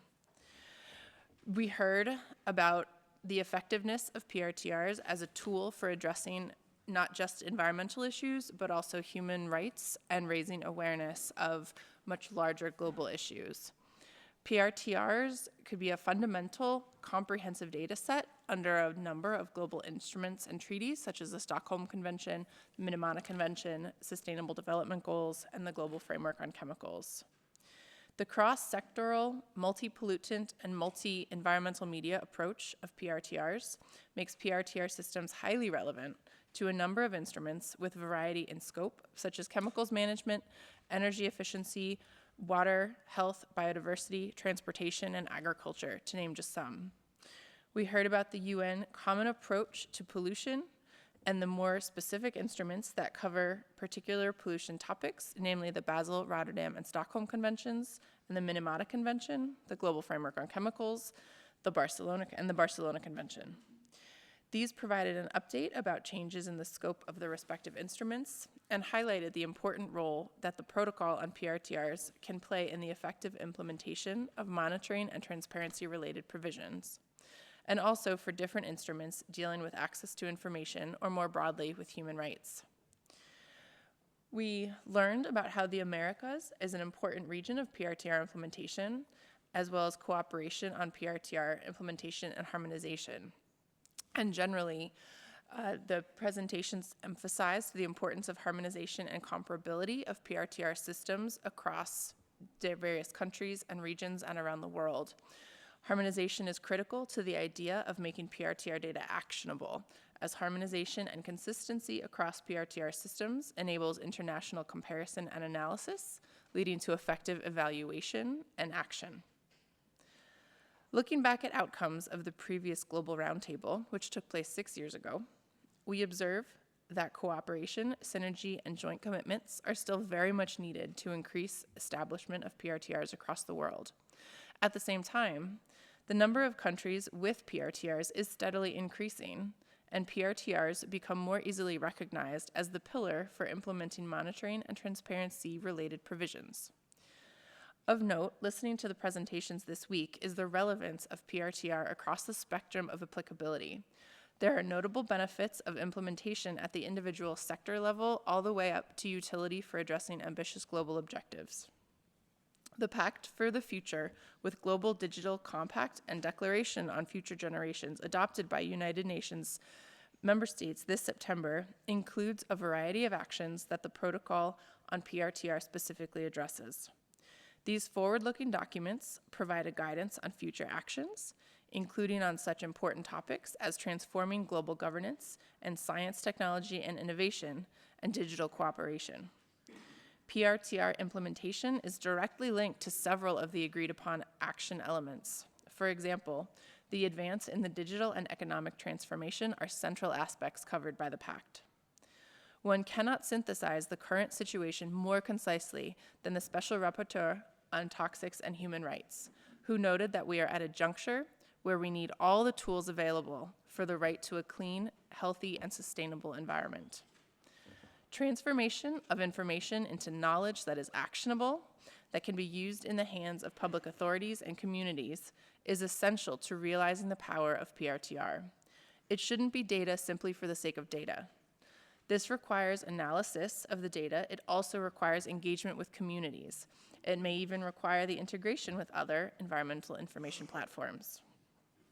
I think we can all agree with him that PRTRs are relevant for all countries and not just for a handful of industrialized countries. There are flexibilities to tailor PRTR systems to national priorities. Opportunities for South-South cooperation, regional cooperation, and opportunities for scaling up lessons learned are all ripe for exploration. In that context, the protocol is a remarkable global treaty that provides solid common standards and principles and allow at the same time for national and regional specific priorities to thereby help manage pollution in an efficient and effective way. Finally, a host of guidance material developed by the OECD, the UNECE, UNITAR, UNEP, and IOMC, such as the IOMC Toolbox, offers support to the practical establishment of PRTR systems, the promotion of access to information, and estimation of pollutants under the global environmental instruments. We are happy to note that progress has been made since the last Global Roundtable held in 2018, not only in the implementation of PRTR systems, but also in making this material more easily searchable, accessible, and understandable.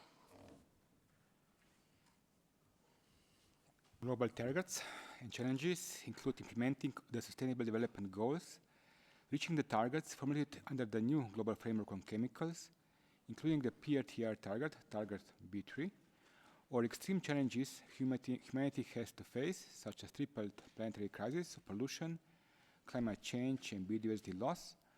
Practical examples and ways forward to solve some of the related challenges from countries with well-established PRTRs have been shared and discussed under this item. We learned about the use of data to understand global trends, but also about the complexity of such endeavors and the many different ways to analyze and use data to gain valuable insight of different global targets and challenges. Speakers highlighted the value of society in the rising awareness about amounts of release of pollutants and waste. We also learned about digital infrastructure and institutional framework needed to collect and use data efficiently for different tasks. Raising awareness about possibilities provided by this infrastructure requires funding and political support.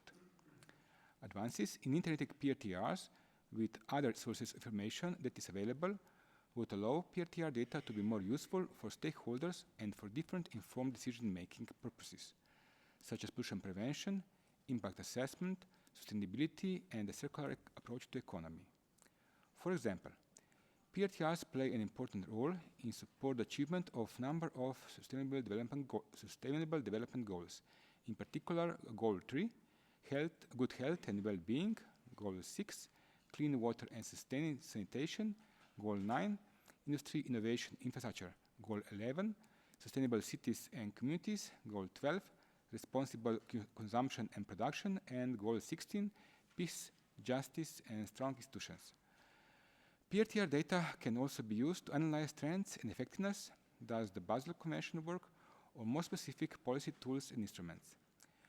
Collection and active dissemination of data on pollution is increasingly recognized as the basic infrastructure of country, and the international community needs to become key driver for the attainment of SDG. New targets formulated under the Global Framework on Chemicals, including the PRTR target B3, and existing pollutant-specific multilateral environmental agreements such as Basel, Rotterdam and Stockholm Convention, and Minamata Convention, or in other words, the transformation to circular and sustainable economy. We are witnessing that it can take a long time to build PRTRs, and even longer to have a meaningful data set that helps us move towards a cleaner and therefore less risky environment. We see that the political will is decisive, that many of us experience have a change in government impacts the work on PRTR. we see that PRTR is a tool and a digital infrastructure that PRTR provide easy access to neutral information for the different stakeholder groups. We see that as long as PRTR are not standard element of our way to manage pollution-related issues, as long as they are not based on strong institutions, individuals will need to spend their time explaining again and again why we need to know about all significant sources for pollution in order to become healthier and use our environment resources sustainably. We see that countries that implement PRTRs today or that consider doing so ask for help to approach to common challenges in an efficient way. Also, we want to do things better than they have been done in the past, to learn from our collective experience in data collection, quality assurance, and other data management issues. We also see that in the past, many countries where big industrial facilities were the biggest sources of pollution, looked into the building PRTR systems. At the same time, sources of pollution from mining, aqua and agricultural activities, and small and medium-scale businesses need to become more easily integrated in PRTRs to cover such source of pollution effectively. Respective guidance material should be developed. We see that flexibility in the scope of data collected can be useful to address issues at national level in a timely manner and gain political support, based on the usefulness of the PRTR system for national stakeholders. At the same time, we see that implementing and working on the development of common international standards help countries dealing successfully with the key elements in data collection: comprehensiveness, data quality, and continuity. The presentations we heard came from countries with a diverse range of economic challenges. We can learn from this and should take this fact into account and try to identify ways to support better a systematic approach to increase the global coverage of PRTR system and build a support system which can help countries as well as industries to deal effectively with their respective priorities for pollution reduction and prevention. Examples for such effective approaches in implementing a PRTR have been shared today, including to start working on implementing a PRTR system based on an urgent and specific pollution-related problem. This can be a good starting point to gain support for PRTR implementation and can eventually lead to stepwise building a comprehensive pollution information system. Integrating such a stepwise approach also in the legal implementation plan is an opportunity to intelligently manage and deploy the resources needed for awareness raising and capacity building. Applying substantial resources to help and support facilities that to their first reporting will be a good way to avoid frustration, gain support for PRTR reporting and good data quality. This seems to be a sound way to a healthy PRTR system. After all, our PRTR-related efforts are also linked to the fact that it is important that we move from a society where decisions are taken based on debatable information and move towards strengthening an information infrastructure that enables fact-based decision-making. Infrastructure that allows all stakeholders to access and use the same good quality information.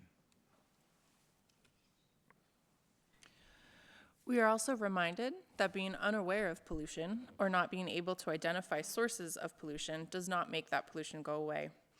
It is true that we have come to accept many negative developments for human health and our planet's capacity to adjust to the changes we inflict on Earth. The impressive examples we heard today from different stakeholders show that each step toward a comprehensive and user-friendly PRTR system can help to identify, create awareness with stakeholders, and finally reduce and prevent pollution, our main objective. We have seen that there is richness in having stakeholders develop their own use of the easily accessible data.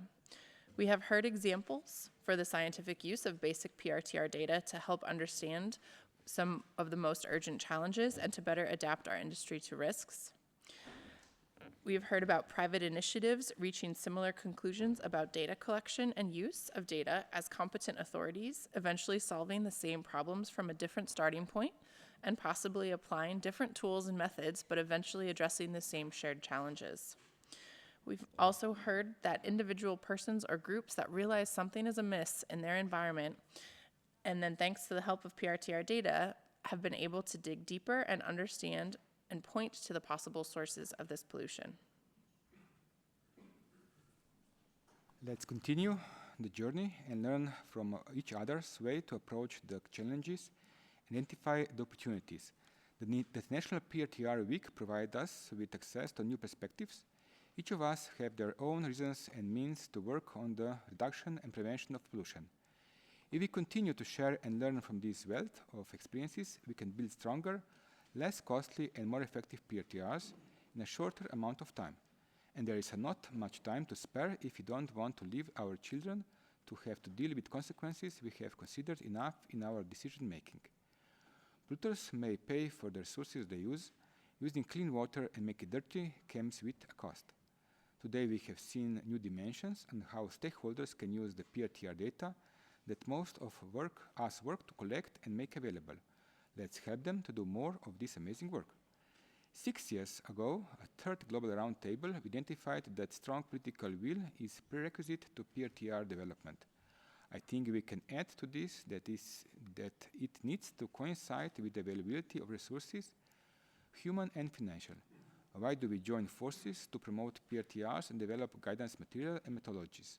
It's because it's less resource intensive to work together and benefit from each other's experience instead of having to reinvent the wheel time and time again. Today, resources for our work are scarce. Also, the sense of urgency to solve global challenges is much more pressing than 6 years ago. At the same time, it appears that we have made great progress that is also due to immense digital development. While we progress in our work on building more comprehensive and useful PRTRs, we also realize much more clearly all that still needs to be done in order to make PRTR information more useful and more actionable. Establishing PRTRs and the protocol on PRTRs as a center of expertise on data collection and dissemination, as well as for cross-sectoral data use cases and cooperation on issues of data compatibility and harmonization will support these goals. Now, this is not meant to diminish the basic truth that a polluter at the source of pollution to a river or a lake or other ecosystems starts to report and therefore to think about the amount of pollutants that is released, and that cognizance is already a victory and an improvement for society and the environment. The fruitful discussions and presentations this week have given us many ideas for areas of future work and next steps for all of us to pursue, including waste-specific reporting, pollution prevention and reduction initiatives, environmental justice and human rights, and connecting corporate sustainability and life cycle assessment to PRTR reporting. But the problems are significant and the time to solve them is not endless. Let us take the past 2 days as encouragement to find new resources to support the work, to continue working together and continue learning from each other. This is what we would hope that you take away from these 2 days here in Geneva. I would also like to note that the chair's closing statement will be included in the meeting report and that all of the presentations will be made available following the meeting. And before we depart, I would like to take a moment to thank all of the participants for their meaningful contributions to this meeting and the great discussions we have had following thoughtful and informative presentations. Our thanks also go to the interpreters for their services during these sessions. Finally, thank you very much to the Secretariat for their support in planning and execution of this very successful event.